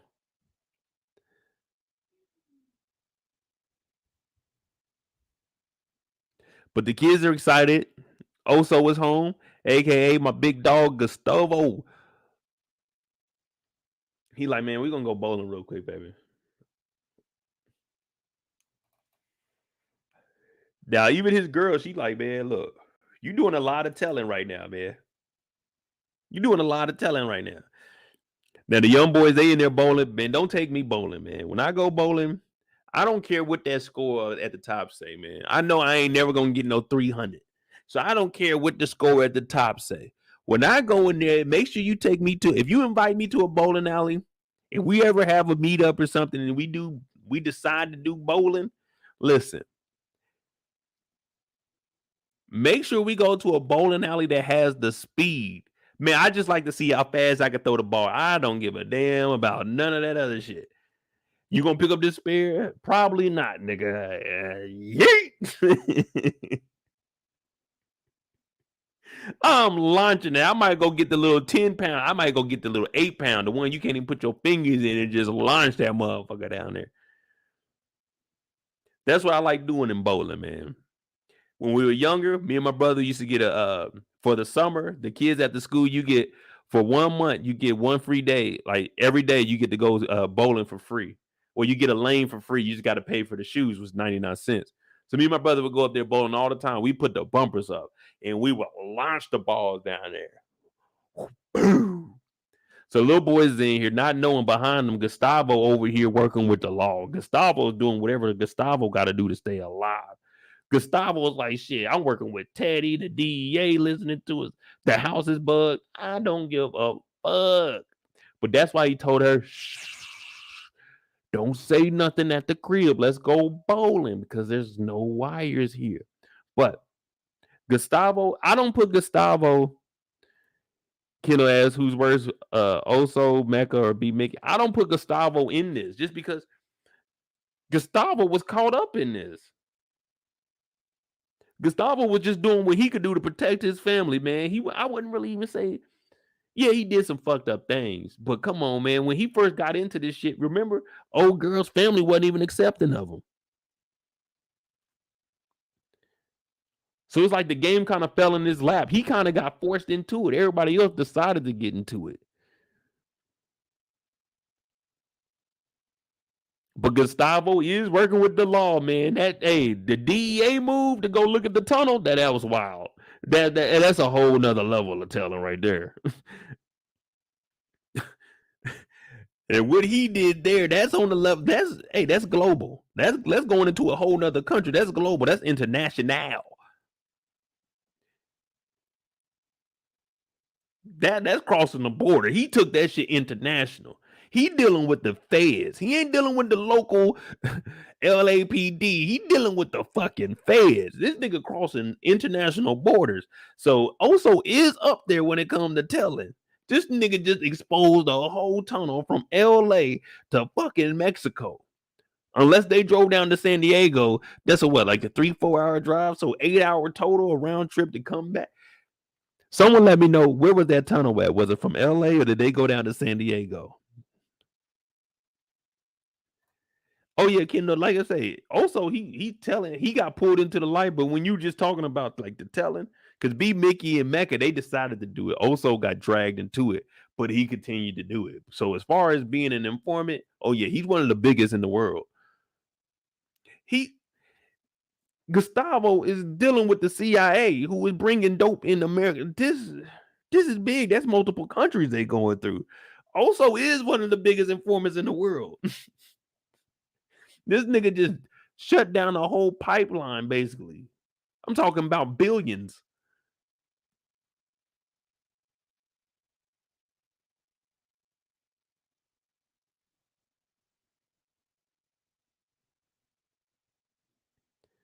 Like, this is legit. You got to tear this house down and you got to fill that whole thing with concrete. You got to knock the house down and fill it up. Well, not all the way down to Mexico, because that's going to be a lot of damn cement. But you got to at least block it off enough, and then like different sections just jump through, man. Kendall said, pull up the map. All right, hold on. Let me see. I'm just trying to figure out where the hell were they at? Were they in LA doing this? That's the thing, man. Being on the time restraint, man, we can't really get into the episode like we supposed to get into the episode, y'all. We gotta, on my channel, we're gonna bring up the maps. We're gonna figure some shit out. Nah, ain't no.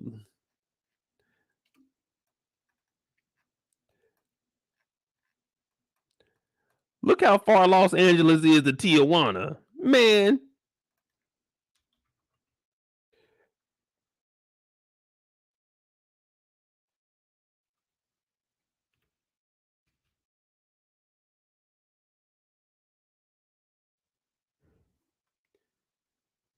Man, that's a 49-hour walk. Man, they better have been down in San Diego.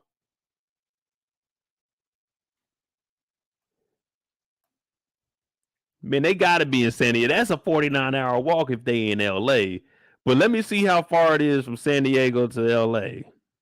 Driving. Oh, it's only a 2-hour drive. So 2 hours. Well, they in that damn Ford. I mean, they in the old car. So 2-hour driving with traffic. So about 2.5 hours. Let's just say, 2.5, 3 hours. He had to drive all the way down there just to drive back to come and talk to Teddy. It's a lot of work. So they had to be doing it. They had to drive down to San Diego. We should have known how far San Diego was. I'm Viv drove down there for old boy. Damn. It's always the ones you love, ain't it?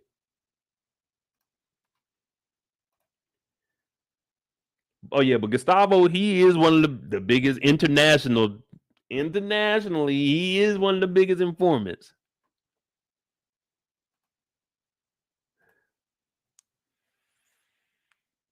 Oh, he's over Beach. When it comes to telling, he's over Meech. Mecca.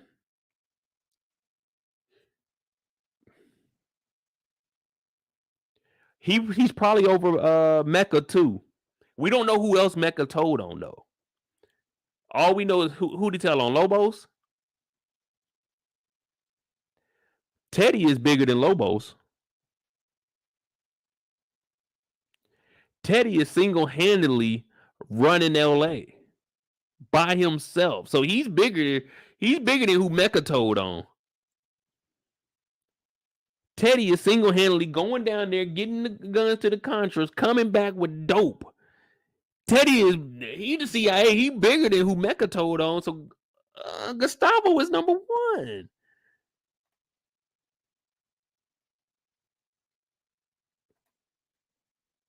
He did this back in the day. They were the first people.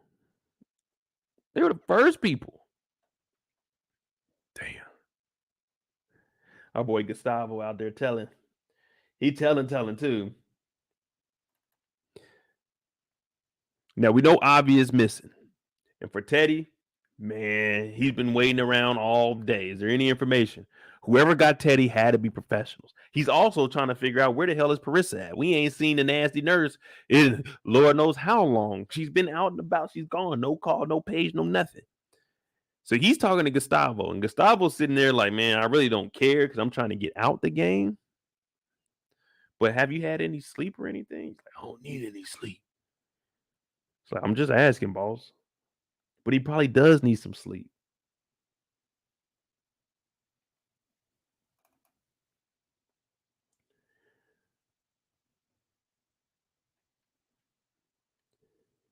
Teddy's boss is in here. And what is Teddy's boss doing, y'all? What is Teddy's boss doing? Let me know. Let me know something. What is Teddy's boss doing, people? Whenever we see it, we got to call it out. We got to call it out.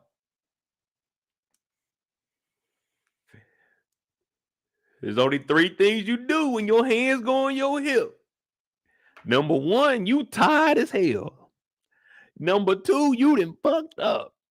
Number 3, you trying to figure some shit out. That's the only 3 times hands go on hips. Only 3. And he's trying to figure out how the hell has Teddy fucked up and how the hell are we going to get you clean, nigga? Your assets that you got, that 73M sounds good, but nigga, you've been doing all kinds of other dumb shit. If we going to bring you in up under me, nigga, we got to get you clean. You've been fucking up. Let me tell you, you've been fucking up.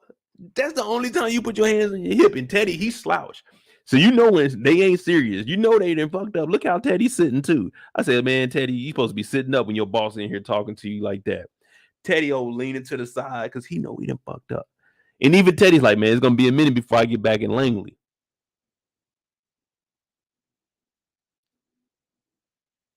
Langley Air Force Base.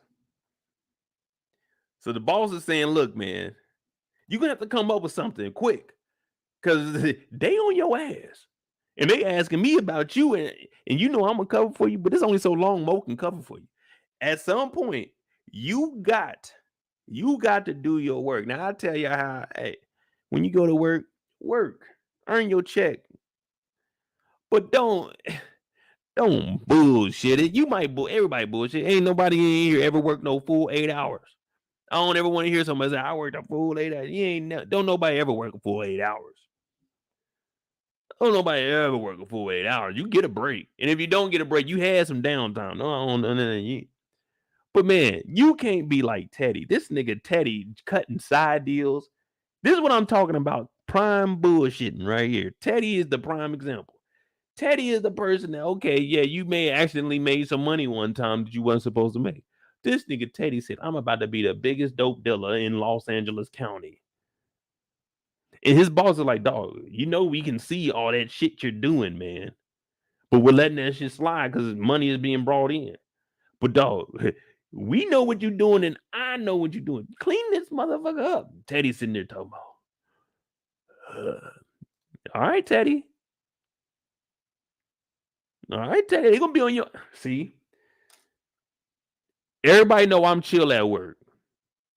But when you start fucking up, well, nah, not now. Not stateside. I ain't doing that because y'all motherfuckers is crazy. Y'all be at work with the toolie on y'all. Like, come on, dog. It ain't that serious, man.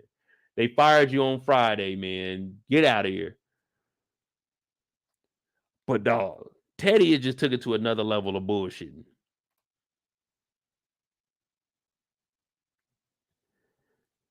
He just looking at Teddy like, yeah, all right. And Gustavo comes in like, where you been, brother? He said, oh, man, you know, I was at the hospital, man. Couldn't get no doctor or anything. The ER. It's crazy up there. So he nervous because, where were you?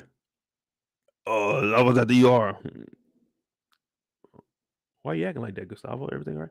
Yeah, well, I was just in there because the doctor was taking for long. Slow down. Explain yourself again. Well, you said what? You went to the ER with your son, right? Yeah. Okay, and what happened after that? Well, we was in the ER, and you know, man, the doctor was taking forever. So the doctor was taking forever. What hospital was it? The one over on the hills, over there. You know when you go past that Burger King, and then it's like two lights, and then to the left, that one down there. Oh, okay. So you was over there last night. Gustavo was like, yeah, I was there last night for a long time. Okay, interesting.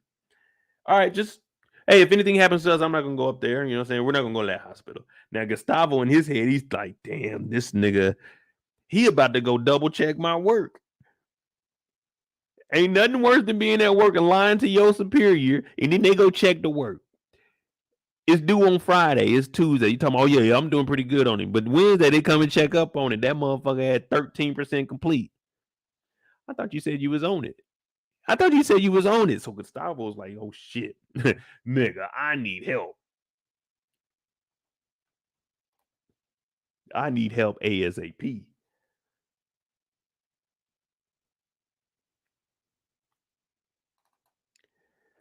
So where does he go? He goes to his boss, his other boss. You know when they say you signed to a dude who signed to the man, he's telling to a dude that's telling to another dude. He's telling to like 18 different people at one time. Every agency has a piece of Gustavo right now. The FBI, the DEA, ATF, hell, the IRS. Everybody, the FEMA, the Department of Housing. Everybody's looking at Gustavo right now. But he's telling each and every one of them a whole fucking different story, but it's all the truth. He's like, look, Gustavo, so wherever the fuck you go by, nigga, you gonna have to come up with some information. He said, look, man, my son was in the hospital last night. I need you to double back on them records. He said, man, medical records is hard. He said, man, I can't tell you about no tunnels you get the records. He said, nigga, please. You gonna tell me about them tunnels tomorrow morning. Gustavo's like, oh, please get them records done. Dog, Gustavo is like, nigga. That nigga said, man, please, man, get them records done. That nigga said, nigga, please. Give me the information about that tunnel down in Mexico, and then we can discuss working on that damn paperwork. Man, Gustavo telling.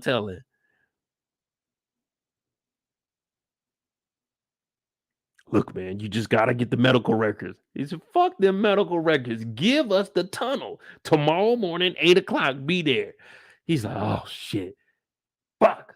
Oso's like, all right, because what can he do? It ain't like he can say no. They just gonna arrest the nigga. So he's like, fuck it. Fuck it, man. Hey, if y'all, man, guarantee me you get that note together. So they go and get the note together for our boy. And we go into episode 2. We like, damn, man, what the hell Oso done did? So Oso is giving up all the information. Now he meets up. Tony shows up with the whole gang too. The whole squad is here. Now this look like downtown LA, I think. I don't know. I could be wrong. I ain't never seen what downtown San Diego look like. No, you don't see that in movies. You only see the beach in San Diego. But he shows up and he's like, all right, I thought it was just me and Tony. But it ain't just him and Tony. It's him, Tony, Erica, Javier. The whole gang is here because Tony's smart. Tony's like, nigga, we not going out to that tunnel and your snitching ass might throw me down in that motherfucker and lock me up and I never come back. Hell no, I'm bringing the gang with me. I'm bringing the squad with me. Tony is moving how you're supposed to move. You always supposed to have your partner with you. Now, Tony is transparent. Unlike these other cops we see on other shows, he's transparent. He told them straight up, tomorrow morning we go into a tunnel, nigga, be prepared. I don't trust this motherfucker Gustavo. Not today, not tomorrow, not never. Have your guns ready. Charge up the flashlight. Well, this is the old days. There ain't no charging them. Go buy new batteries today. Put them in there and make sure they work. Put them on your desk. We're all going to meet here. Then we're going to take a convoy. We're going to meet up at the designated spot. We're going to wait for Gustavo. We're going to get there before him to make sure it's not a setup. Then we're going to head on out to this tunnel. I want you guys to be close on my 6, and I'm going to have a Thule on the back of Gustavo because this motherfucker big. I'm going to have to baka him. There ain't going to be no one shot to bring down Gustavo. You're going to have to hit Gustavo with 2 because he walking around with that little revolver. Gustavo taking that revolver. Pink, oh, that ain't nothing. He like the Hulk. He on your ass. Now, Erica and Javier, they got to hop in and help you. And then they're going to be looking at you later on like, damn. So you got to be prepared at all times. So I want y'all to have my back when we go up in here. Because this motherfucker Gustavo ain't got nothing to lose. He been working with Teddy for 6 seasons. He ain't got nothing to lose. So be ready, y'all. So Gustavo shows up and he's like, damn, I ain't think all y'all was coming. I would think we were going to be in and out. Now they hop in the whip and they driving down to the house.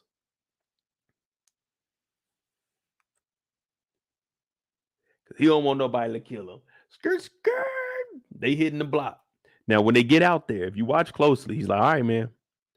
Better not be no booby traps. Better not be no bullshit. When we go in here, nigga, we want the tunnel. That's all we want. We don't care about what you feeling, what you thinking. We want the tunnel. Now, when they get out, Gustavo, disrespectful ass, he ain't even closed the door. If you go back and watch it, this door don't close. He tried to close it, but it just stays open. Now, they ain't pulled up too deep. I don't know. See, like, is this the border to Mexico? Or just the fence? Either way, they pull up to the house. Go straight in the room and up under the bed, it's a little hatch. And down that hatch is a ladder. And it's a tunnel. And this tunnel go a long, long way. Boy, they be putting in some work when it comes to these tunnels, man. I be watching that on YouTube. All the tunnels they be finding. They be having ventilation down there. Some of them be having like little motorcycles. That's how they got El Chapo out. They had a little motorcycle in his tunnel. Little. It was on the track though. El Chapo was riding down that motherfucker on a motorcycle. Gustavo carrying this shit on his back. But they go down here and the pager keep going on. That's how you know we back in the 80s. That pager had range. One thing about a pager, it never lost a signal. Now, your cell phone, it might lose a signal, but that pager, for some reason, it didn't matter where you was at. Pagers might have even been waterproof. You might have been the OG pagers. You may have been able to jump in the water with them and been straight. That's how durable them things were, because all it was a number that popped up, and all you had was a left, a right button, and an enter button on it. Just let's go through the numbers, enter if you want to delete. Yeah. Claustrophobia, come on, Ken. I would have been down in that tunnel chilling. But now Gustavo's up here and Teddy texting him. That motherfucker beeper going off. Beep, beep, beep, beep. He said, whoa. What you about to tell him? He said, I'm going to tell him with family. He said, nigga. Listen closely, y'all. Keep the lie close to the truth.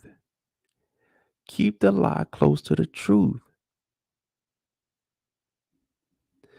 You remember that one simple lesson, you'll go far in life. Don't tell him you with the family. Tell that nigga you at the tunnel. Just make up another lie.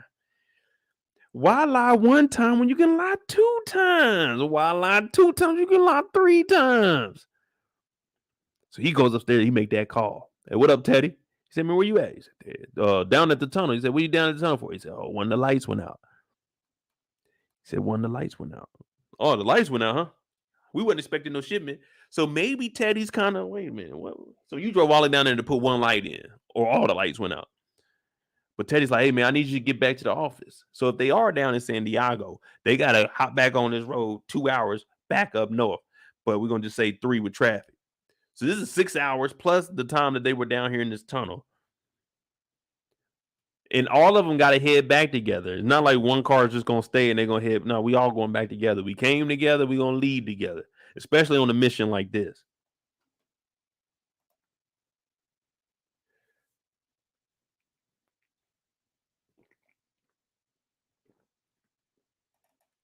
Now, I'm not too sure what the hell's going on with Prism. We got her up out the little jail cell. Man. I know the pain, man. That's how I was in Amsterdam when I was locked up. I was sleeping on that damn concrete slab. Didn't know that you could pull the mattress down, man. I didn't know what it was. I thought it was something you sat against. I was sitting in there cold as hell, no cover. It was a whole damn mattress with a damn blanket on it. I ain't know. It's cold as a motherfucker. And they woke up, they gave me a piece of bread and a slice of cheese, a milk and a water. See, all I drank was the water. I ate the bread too. I ain't eat the meat or the cheese. Pause.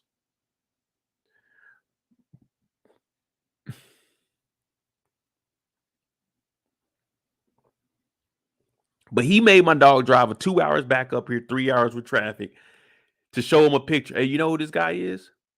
He's like, nah, man. It's like, you sure? Because if you do, let me know, man. We're going to get this shit together. He's like, nah, I don't know, man. So Prissa is out, my bad.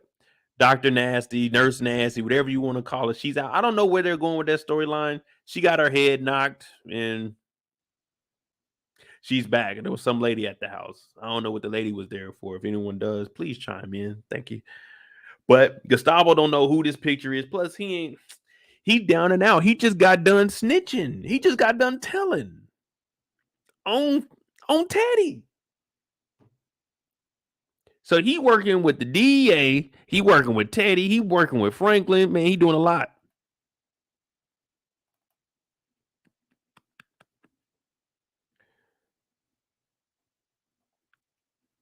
Then he at the house and he wake up. After a couple of drinks, you wake up, you start to remember things. He goes to the kitchen. He's like, wait a minute. I know this guy. I've seen him before. And we already know what happened with our dog Franklin in the picture, man. Franklin trying to give him 10 M's for that picture.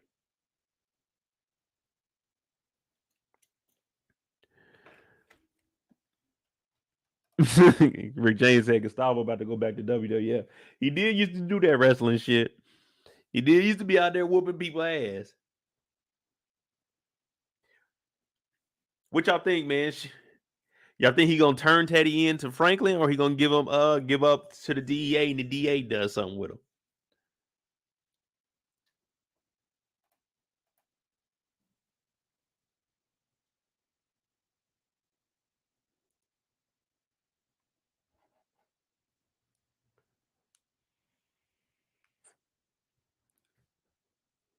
And also, man, is the Teddy story, is it coming along to y'all, or is it kind of boring? I mean, I know it was only 2 episodes, but him and Prissa, I don't know, man.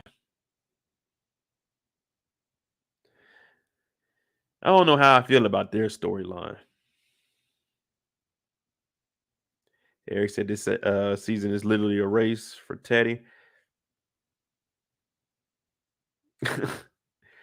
Man, Gustavo, my dog, man, he trying to get that 10 million though.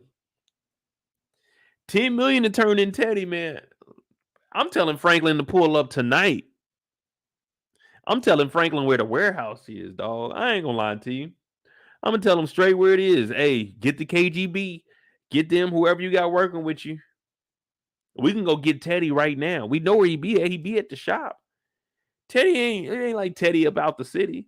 Teddy just like Peaches. He either out the country or he's somewhere in LA. That's the only place Teddy is.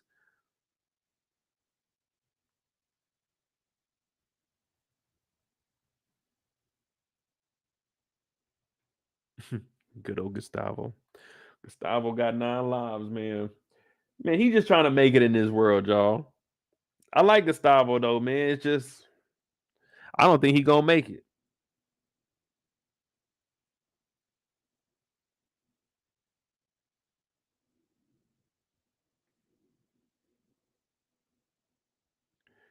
Stan said CIA Teddy is dead on arrival. And that's true. Man, he ain't gonna make it back to getting that badge, man. He's over with. He's done. Tamika said, I want to see Teddy and her gone. Damn, okay. What up? What up? L, my dog. Make sure you go follow my dog. Eagles over here. You know what I'm saying? Now, he gets in depth on his shows also. Make sure you subscribe to his channel. Of course, you know Tamika Dean's in here. Always show her love. Go subscribe to this channel because we trying to get this $10 million and we gonna split it amongst everybody. Man, me, Gustavo, we gonna go get this 10 in. We gonna spread it across the whole Discord. Everybody getting $50. If you're in the Discord right now, if me and Gustavo get this $10 million, if me and Gustavo, me and Gustavo get this 10 million from Franklin for turning in Teddy, everybody getting $50 in the Discord. Everybody, straight from me. Put your cash. Now, don't put your cash. If you put your cash up, I'm gonna give you 60. So you know what I'm saying. You can keep it. Put everybody in the Discord. If me and Gustavo turn Teddy in for $10 million, y'all getting $50. Y'all getting $50.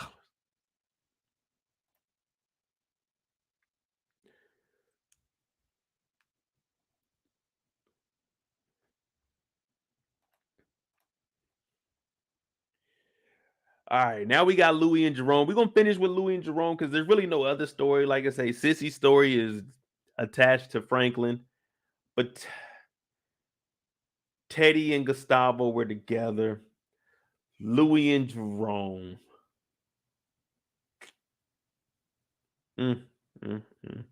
Louie and Jerome, man. What y'all think about him before we even talk about the America's favorite couple? The Jay-Z and Beyonce of the dope game. What y'all think? What y'all think about it?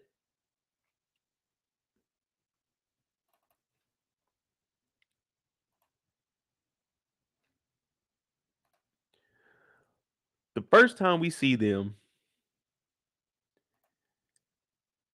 they're in their little locker room, the little stash spot, the little hold it down. This is the money spot.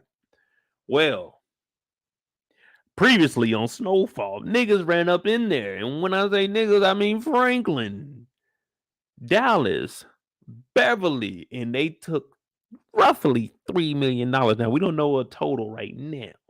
But right now, we're just saying roughly $3 million according to Louie. A little bit of dope, a little bit of money. That's all they took. Yeah. 100s on the table, 20s on the floor. What are these? 10s? These 10s, these 20 pieces? Yeah, 20s on the floor. They even left a brick here for y'all. Y'all better pick this one brick up and turn that one into 2. Terry got the recipe. Better turn that one into 2. You would have seen Mo over there cooking that motherfucker. Oh, I would have turned that one into 10. Now, it wouldn't have been the best grade, but it would have been 10 of them things. Now, they didn't got robbed, man. They done got robbed. What the hell done happened to us? Jerome told me, I'm going to talk to that boy. She said, that boy, it's a grown-ass man. You see what this nigga done did? $3 million, Jerome? She should have slapped him. She should have just went across this nigga Jerome's face. Well, back out. It's $3 million. What you mean, that boy? That ain't no boy. That's $3 million. It's grown man money. That's grown man for $3 million. Man, that's grown man money. There ain't no little boy. Yeah, OT Frank ain't got that 10 right now. But if you give me Teddy, then I can get my 73. Then I can give you 10. And if I get it this way, then I get 63 back. But if I go through Cassandra and them, she trying to take 20 off the top. Like, damn, motherfucker, highway robbery. But either way it go, man, Louie and Jerome got to get to work because they ain't got no work. Now, they didn't got robbed. You know, that's one thing you see is a reoccurrence with all dope dealers. All the money get robbed at one point in time. You never hear about a dope dealer saying we ain't never get robbed. Everybody get robbed, man. Everybody get robbed. It be your own people too. 9 times out of 10, it's your own people. It's your cousin, your nephew, your mama, your daddy. Sometimes it even be your junky ass grandma, your grandpa in there hitting that rock, man. It's always somebody close to you that knows how to get what you got. Now they didn't got robbed. They didn't got stuck up.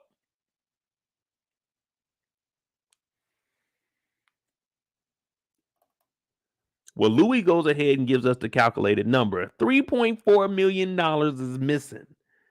Well, let's just say 1.5 in dope or 1.5 in money. So shit, we ain't got nothing else, man. We just haven't finished yet. Because we haven't finished yet. Oh, yeah, that's because it's getting worse. Niggas from St. Louis is about to pull up. Dope is gone, money gone, can't re-up. And we got people coming from the STL.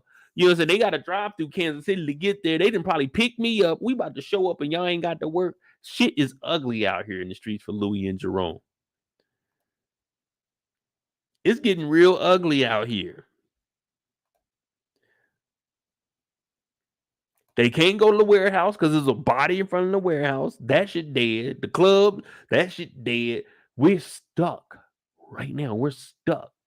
Louie's looking good, but she doing good, but she broke. She broke. So I don't want to get involved with that. Plus, Jerome is tripping right now. Jerome's emotions is high. So he calls up young boy. He said, hey, look, man. Put that page in. Put that page in. Hey, nephew, where you at? Where you at? Now, nephew in the car. He riding around with Beverly in Dallas. You need a pay phone, an outside phone for that, boss? He said, nah, we good. He basically like, man, this bitch ass nigga Jerome hitting me up. So they riding around the city and they getting it. Franklin in the backside bossed up. Jerome over here frustrated because money is gone. Work is gone. We got an appointment with the STL boys. We can't even hook them up because we ain't got no money. We be in the city.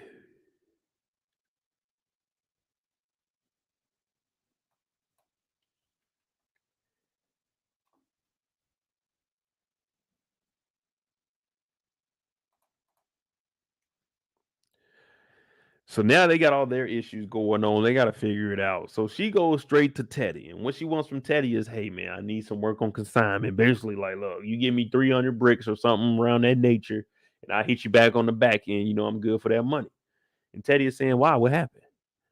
Well, you know, we were robbed. Franklin did it.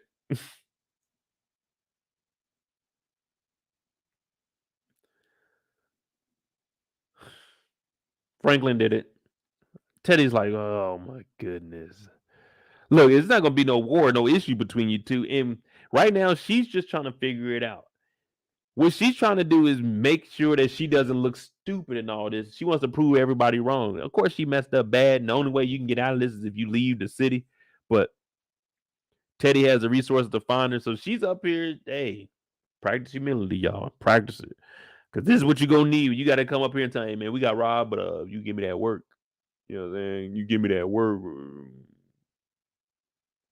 I can make it work. But he's like, look, man, you and your nephew, y'all about to go to war on some stupid shit. But this is what Sissy was talking about. Is this what he really wants? I don't think that's what Teddy wants, because Teddy wants Teddy to be rich. Teddy wants Teddy to be rich, but he got to deal with all this shit going on. The family is fighting.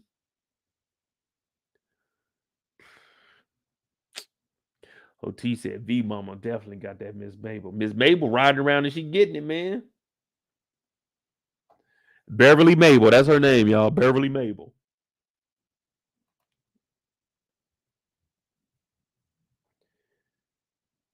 If y'all were Teddy, would you give the work to Louie?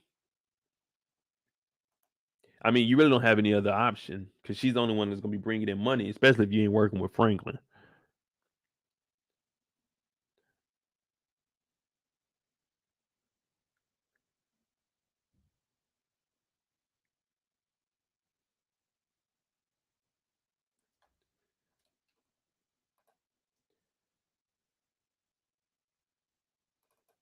Now, they don't get to re-up, but Jerome, he goes to holler at Dion.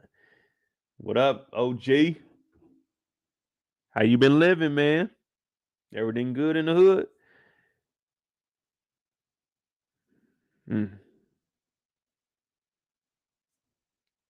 It don't sound like everything good over here, bro. Kind of quiet. What's up, man? I got them bricks for 12. He said, man, you know, Franklin getting them to me for 10. I said, Franklin? 10? But Dion again, lets it be known, I don't want to be in the middle of this family business, man. Fuck all that. I ain't down over y'all shit. I ain't down over none of that nonsense. So he's like, man, look, it's just business. He said, you know how that boy Franklin got them bricks for that amount for that amount of money? Man, he stole them from me. And I'm with Dion. I don't give a fuck where he got them from. Whoever he got them from, stealing them or buying them, I don't care where he got them from. That ain't got nothing to do with me. I got them from him. If you got an issue with him, he got the bread. Go get that shit from him. Dion said, I don't want to be in the middle of this nonsense, but 10 for 10 is good. So what's happening? You got to come down to 10. I want to cop with you anyway. That's that mutual respect. So at least Jerome is getting that respect, but you just got to come down on those prices, or got to man up. Got to go at Franklin. Because Dion said he's riding with you, but do you really want to go against your nephew? Are you really that far gone? Some have been saying Jerome is brainwashed. It might be. It might be true.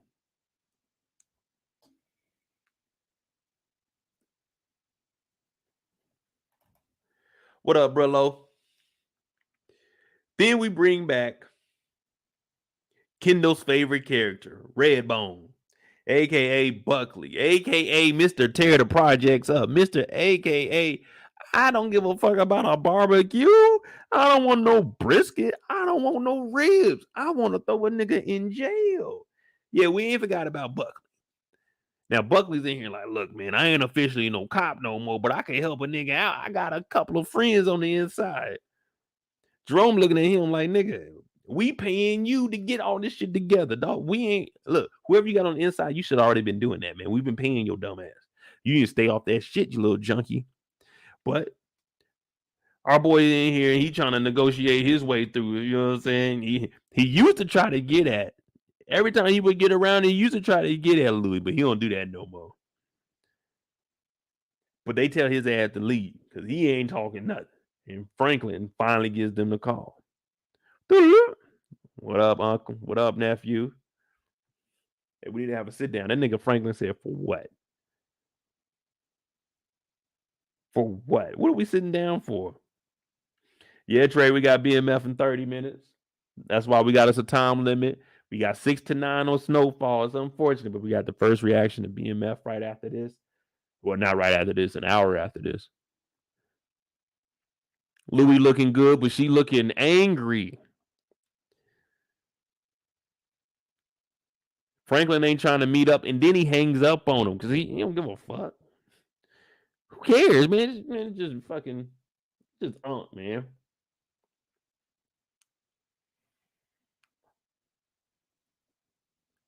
Just don't nobody care.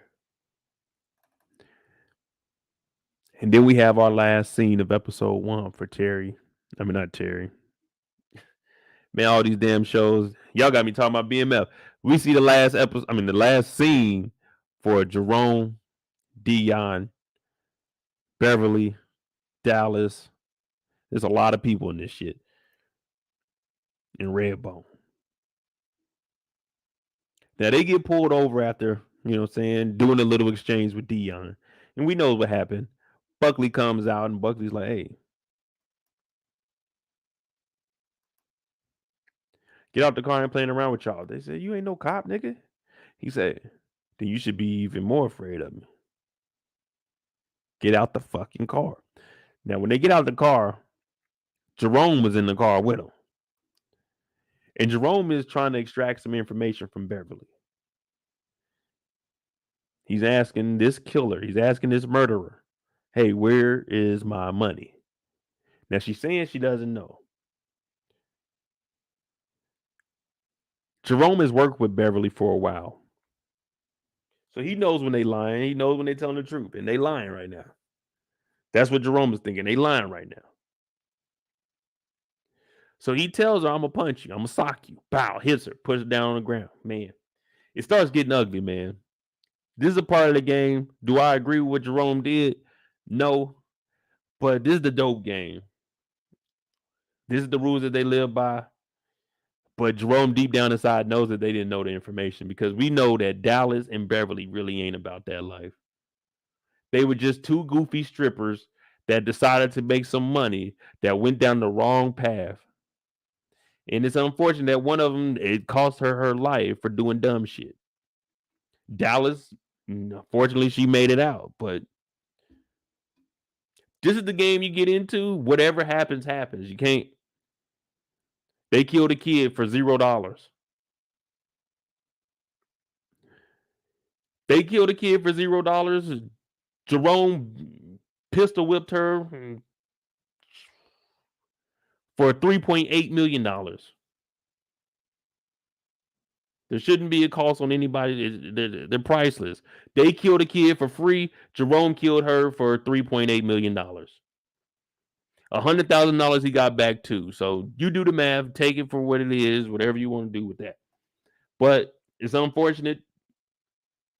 Diamond died. They knocked the name Diamond off of her. She's just Beverly now. And just R.I.P. Beverly. Or Bev for short. Whatever you want to call her. But that's a part of the dope game, and that's what happens. And they still ain't got no work. They got $100,000 back, but they still ain't got no work, man. It's ugly for them out here. We don't see them until they meet up for the STL hand-to-hand exchange. That doesn't happen.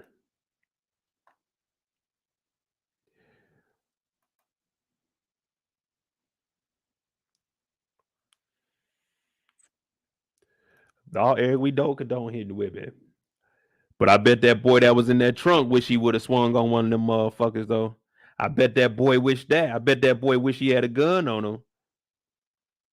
I'm just saying, man. I don't condone nobody hitting nobody. But shit, you dealing with a murderer. If Jerome didn't do nothing to them then, they would have came back and tried to kill Louie. These motherfuckers shot Louie. What we talking about? What the fuck are we talking about right now? This motherfucker shot Louie. Wait. Beverly shot Louie. What do we even care what the fuck she did for? Who cares? She shot Beverly. Beverly then shot Louie. Yeah, man. Fuck all that. That was justified. I was just thinking about the little kid that shouldn't have died, but he died. She shot Louie, man. These motherfuckers, they wild, man. These motherfucking strippers, they wild as a motherfucker. Be careful. But they show up and they meeting up with the ATL Connects, you know what I'm saying? Now they get here. I think their name was Terry and Matt. Now one of them's deaf, and Jerome is telling them, the mice are in there. You don't want the mice on the money. The mice on the product. They got a movie called Cocaine Bear coming out. They had cocaine rats in that motherfucker. Them rats.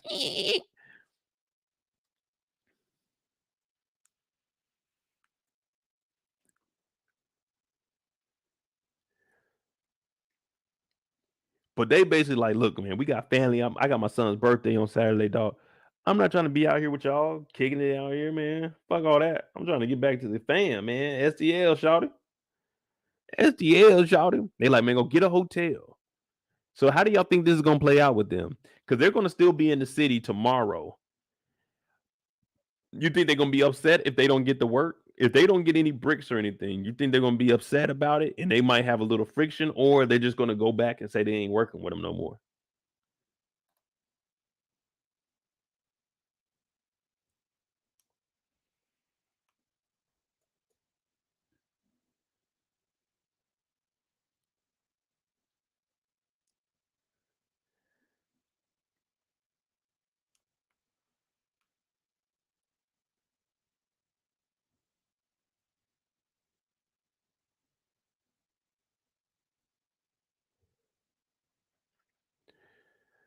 St. Louis boys, they're gonna be a problem, man. That's what I'm thinking.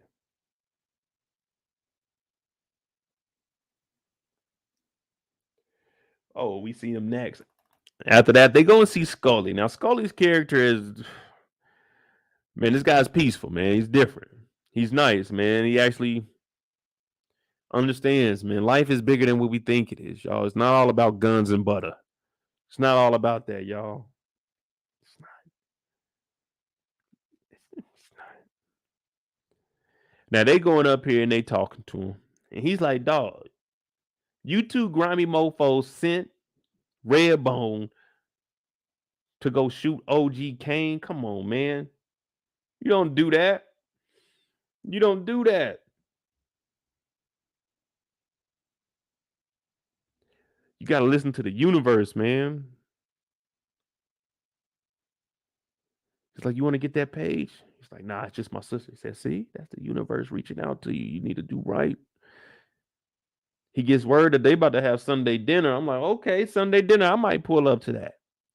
But he's kind of thinking, you know what I'm saying? Wait, it's my sister, man. My sister ain't gonna do nothing to me. We got love for each other. We a family, man. Ain't nothing gonna happen between us. She was like, yeah, well, what about Franklin, huh? What if Franklin did something? Now, Jerome kind of thought about it. He was iffy. But he's like, fuck it, I'm gonna go. Now, she dropped down that damn swan. I'm thinking that's gonna be like bad luck or something.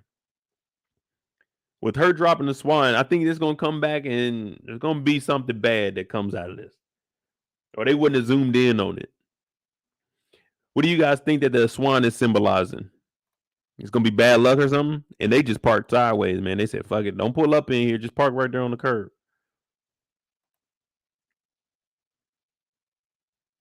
Stan said karma is cold. This is how you moving out here, man.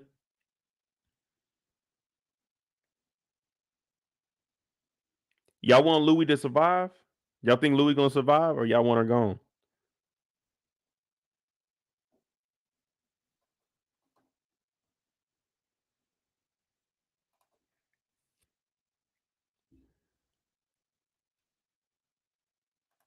Man, I don't know what the hell fucking Scully's on, man, but I'm not coming up here and asking this fool anything, man.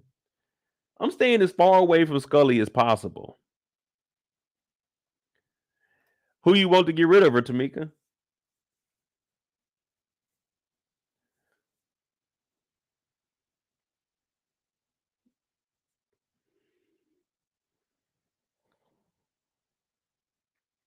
Wait. We can't be saying kill Louie, but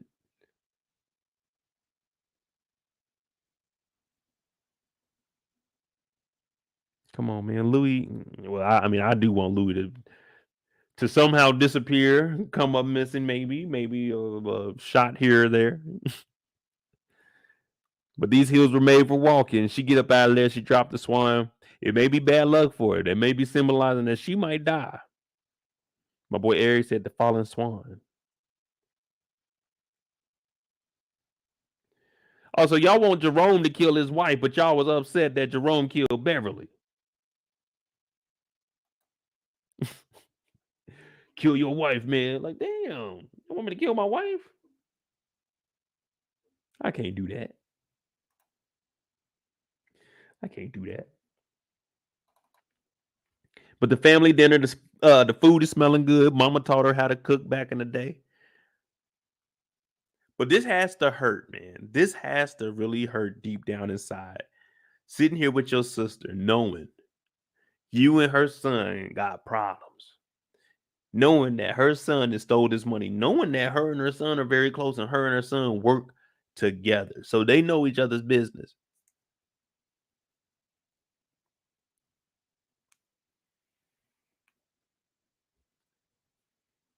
Now she's saying we got to come together. Y'all the last two men in the family, man. Y'all got to come together. You ain't got no kids. Franklin got one on the way, but y'all got to stick together, man. This is for the family. This is bigger than us. Big. And Jerome was like, yeah, I know. Yeah, sis, I know. I'm going to have to sit down with him, but right now just ain't the time.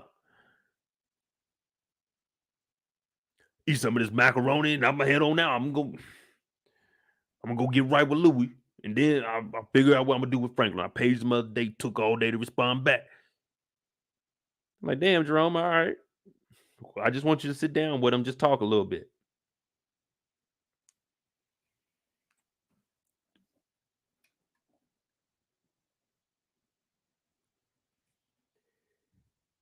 So after he does the little dinner, he's like, all right, look, I'm going to go sit down with him. I'm going to go sit down with him. We're going to go figure it out. He came in here. What up, nephew? Listen, I was in Dallas. I couldn't make anything go for me. When Sissy moved up to the Bay, I didn't know what to do, man. I moved down to LA and I didn't have no one to love. But then Alton went and did this Black Panther stuff. And I figured Sissy come on down here and I took care of her and you. But for some way I went wrong and you a bitch ass nigga. He said, man, what?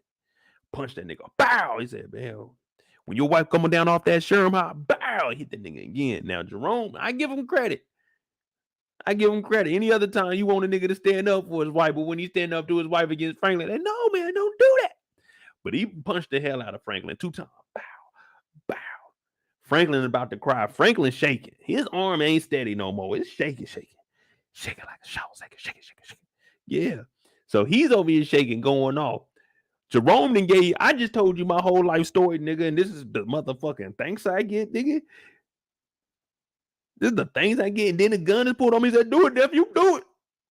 Do it. I'm like, damn, calm down, Jerome. If I'm in the diner, I'm gone. I'm out. Y'all already know when I was doing the Franklin side, I'm gone. As soon as I see the nigga pull the gun, then I'm gonna have to get the bucket to hit me because I'm down, I'm dipping. I'm out that motherfucking door. Fuck that. I'm not about to be held hostage. I don't know if there's someone else in this motherfucker with a gun, nothing there. I'm gone. I'm at least trying. Shit.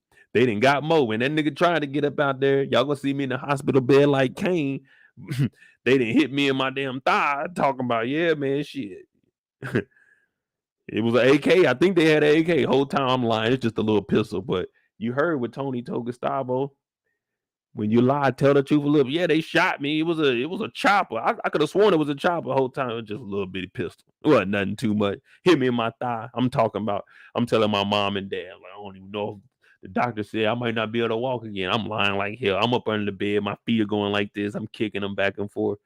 Yeah, I'm getting the fuck up out of here. I'm dipping. You won't see Mo sticking around to be on the news talking about I seen it all. Man, nigga, please. So did you see something? You was an eyewitness? I was an eyewitness, yeah. I went to the house. I didn't stick around to witness nothing else. I went to the house. Man, they got to shoot. Like, nigga, you know, we done been out before, man. They done got to shooting at the club last night. That's just regular stuff when we were growing up, man. They were shooting last night at Westport. Okay, that's just some regular stuff. Any weekend that can happen. But if I'm in the diner and a nigga pull a strap, oh shit, what the fuck you niggas doing? Because I already heard these niggas yelling over here. Once I heard Jerome big ass yelling, plus if I see any nigga come in the store with a Jerry curl, I'm looking at that nigga like, nigga, you kind of big to have that Jerry curl. You got a Jerry curl for anyway, nigga, hot as hell outside. So after I seen Jerome come in, that nigga punched him. Oh, once the punch went down, I'm gone. I'm sorry, diner. What is this? Breakfast menu diner or whatever you call. I'm not paying for my meal. Y'all need security. I'm not coming back. Well, I'm gonna be back up here, but I'm gonna come earlier in the day because This nigger is shit. Oh, I'm not gonna be around this. No. I'm trying to eat my fucking omelet. I want omelet. I want bacon in there. I want some onions in there. I want some tomatoes in there. Make sure you add cheese in there. Let me get a orange juice, the big boy. You know what I mean? Y'all got toast, but not too dark on that toast. I don't want to be like life scraping the crust off. No. Just light brown, you know what I'm saying? Bring some butter out. I want grape jelly. Bring that out. Yeah. Matter of fact, it's a Saturday. Let me get that strawberry jelly. Okay. Let me get some of that. Yeah. I'm not sitting around in here and this nigga got this gun. Everybody was sitting there like, oh, shit. You would have heard. Nigga, I would have been about that front door in the bathroom with that motherfucker locked or something. I wouldn't have been in the bathroom. I ain't gonna lie to you. Unless I heard some shooting like pop, pop, pop. Okay, then this is my only option. But before they shoot, I'm gone. I'm hitting the back. You gonna see a nigga like me jumping over the goddamn counter. I didn't hit my hand on the stove. Still running though. I got my hand on my chest because it's burnt up. I'm still running, trying to get up out of there. Hell no, I'm going to the house. You think I'm about to be sitting around behind everybody be behind the goddamn caution tape trying to see what's going on. What the hell happened? Hell no, I ain't standing up there. Now the police asking me questions and I'm like, damn, nigga, I got a couple speeding tickets. Do I really want to talk to these motherfuckers? Hell no, man, I ain't got no answers. I ain't witness shit.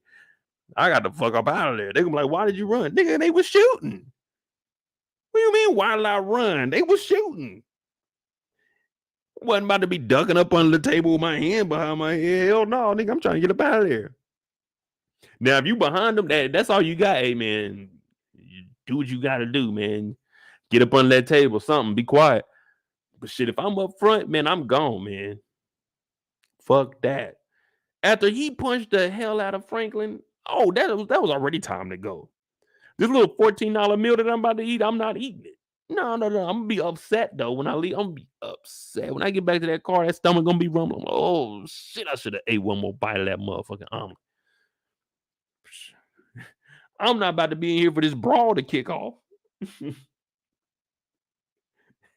I'm not about to be in here and the nigga getting pistol whipped, the gun. And oh hell no! I'm up and out of there. Man, if the bacon is just crispy enough, I eat it. I don't eat pork bacon often. But when I do, man, it gotta be a little crispy, man. I don't want that flimsy shit. And this is the 80s, so they didn't have no turkey bacon. You just had to get straight pork. Pork sausage probably too.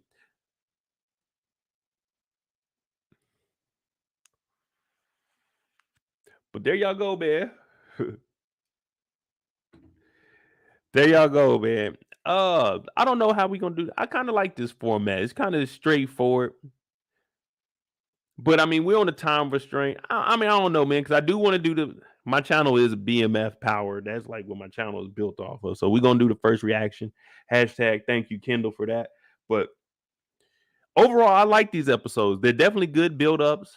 Everyone's story seems legit right now. The only people, Parissa, her storyline is the only one that I can see we get rid of.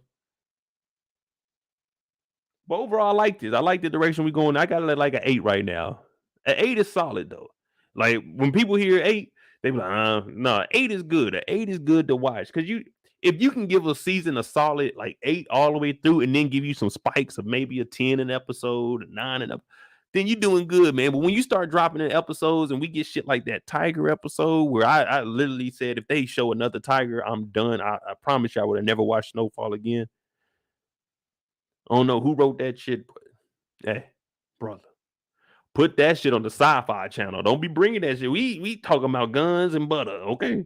We talking about the dope game, okay? We talking about Jeezy the Snowman. Get it? Jeezy the Snowman. I'm iced out. Plus, I got snow, man. That's what we talking about. We ain't talking about none of that other shit. But yeah, so I get this right now. These 2 episodes combined, I got it at an 8. Definitely ready for next week. I'll probably do a breakdown of the trailer. About to hop off of here. We got BMF. I'll do a first reaction to that. I should have the recap of BMF up tomorrow. BMF, and I should have BMF and Bel Air up tomorrow. But tomorrow night, 9 p.m. Eastern, we will do the BMF after show, which should be good. We always do good on that. Now, that's going to be about 4 hours. You know, we ain't got no time limit on that one. Fridays, we just we just do our thing. But I like this shit. Snowfall doing good. I might do a show during the week because Tuesday was our last day for going on Tuesday. So we'll have Tuesday and Wednesday off. I'll probably have something where we just freely talk about all the shows that we got going on. Well, on my channel. And if it's something that y'all watch, then I'll try to do my research on it. And I can't promise you I'll go watching whole series now. I'll bring it up and we can discuss it on here on live. But if there's a character we know from somewhere else, because I cross platforms. It don't matter what show you in. If you play a character, just like we would call him Beverly Mabel. Miss Mabel, yeah. If you play a character in 2 shows, hey, we jump your shows together, man. We just lump it all together, man, because it's all love and we just having fun in TV land. I'm Mo.J. If you're new to the channel, hit that subscribe button. Like I said, we'll be back on in about an hour or 10 minutes for the after show the first reaction for BMF episode 7. Thank y'all for watching, man. Seriously, though, I rock with y'all, man. I ain't gonna lie to you. It's cool being on here, and I ain't gonna lie. I don't like having hey, man, 9 o'clock weekend. I don't like that. I ain't gonna lie to you. I like to just, you know what I'm saying? I don't want to condense it. I want to give y'all a good evening, entertain y'all. So let me know. Do y'all like this little 3-hour? We just jump in here. We talk about Snowfall because, it's going to keep me busy. I'm done with school this week, so I got 2 months off. So that's why I'm like, man, we can just do, you know what I'm saying, a little schedule because I don't want the show to be too far away. Like, we already got Bel Air that we do on Sundays. That's going to be, technically, it comes out tomorrow. I don't know when it comes. Well, it comes out today. I don't like spreading my shows out too far, y'all, man. I ain't gonna lie to you. As soon as the show come on, the next day I want to talk about it with y'all. But we'll figure it out. BMF tonight, first reaction. BMF tomorrow night for the full breakdown of characters. 9 p.m. Eastern. Sunday night, we got Bel Air, 9 p.m. Eastern. Monday, The Last of Us. Tuesday, Harlem. Thank y'all for tuning in. I'll see y'all in an hour or so. We'll be back on here. Same shit, a different movie. Make sure you hit that like button, hit that subscribe button, man. Thank y'all for watching. I'm out, y'all. I'm out.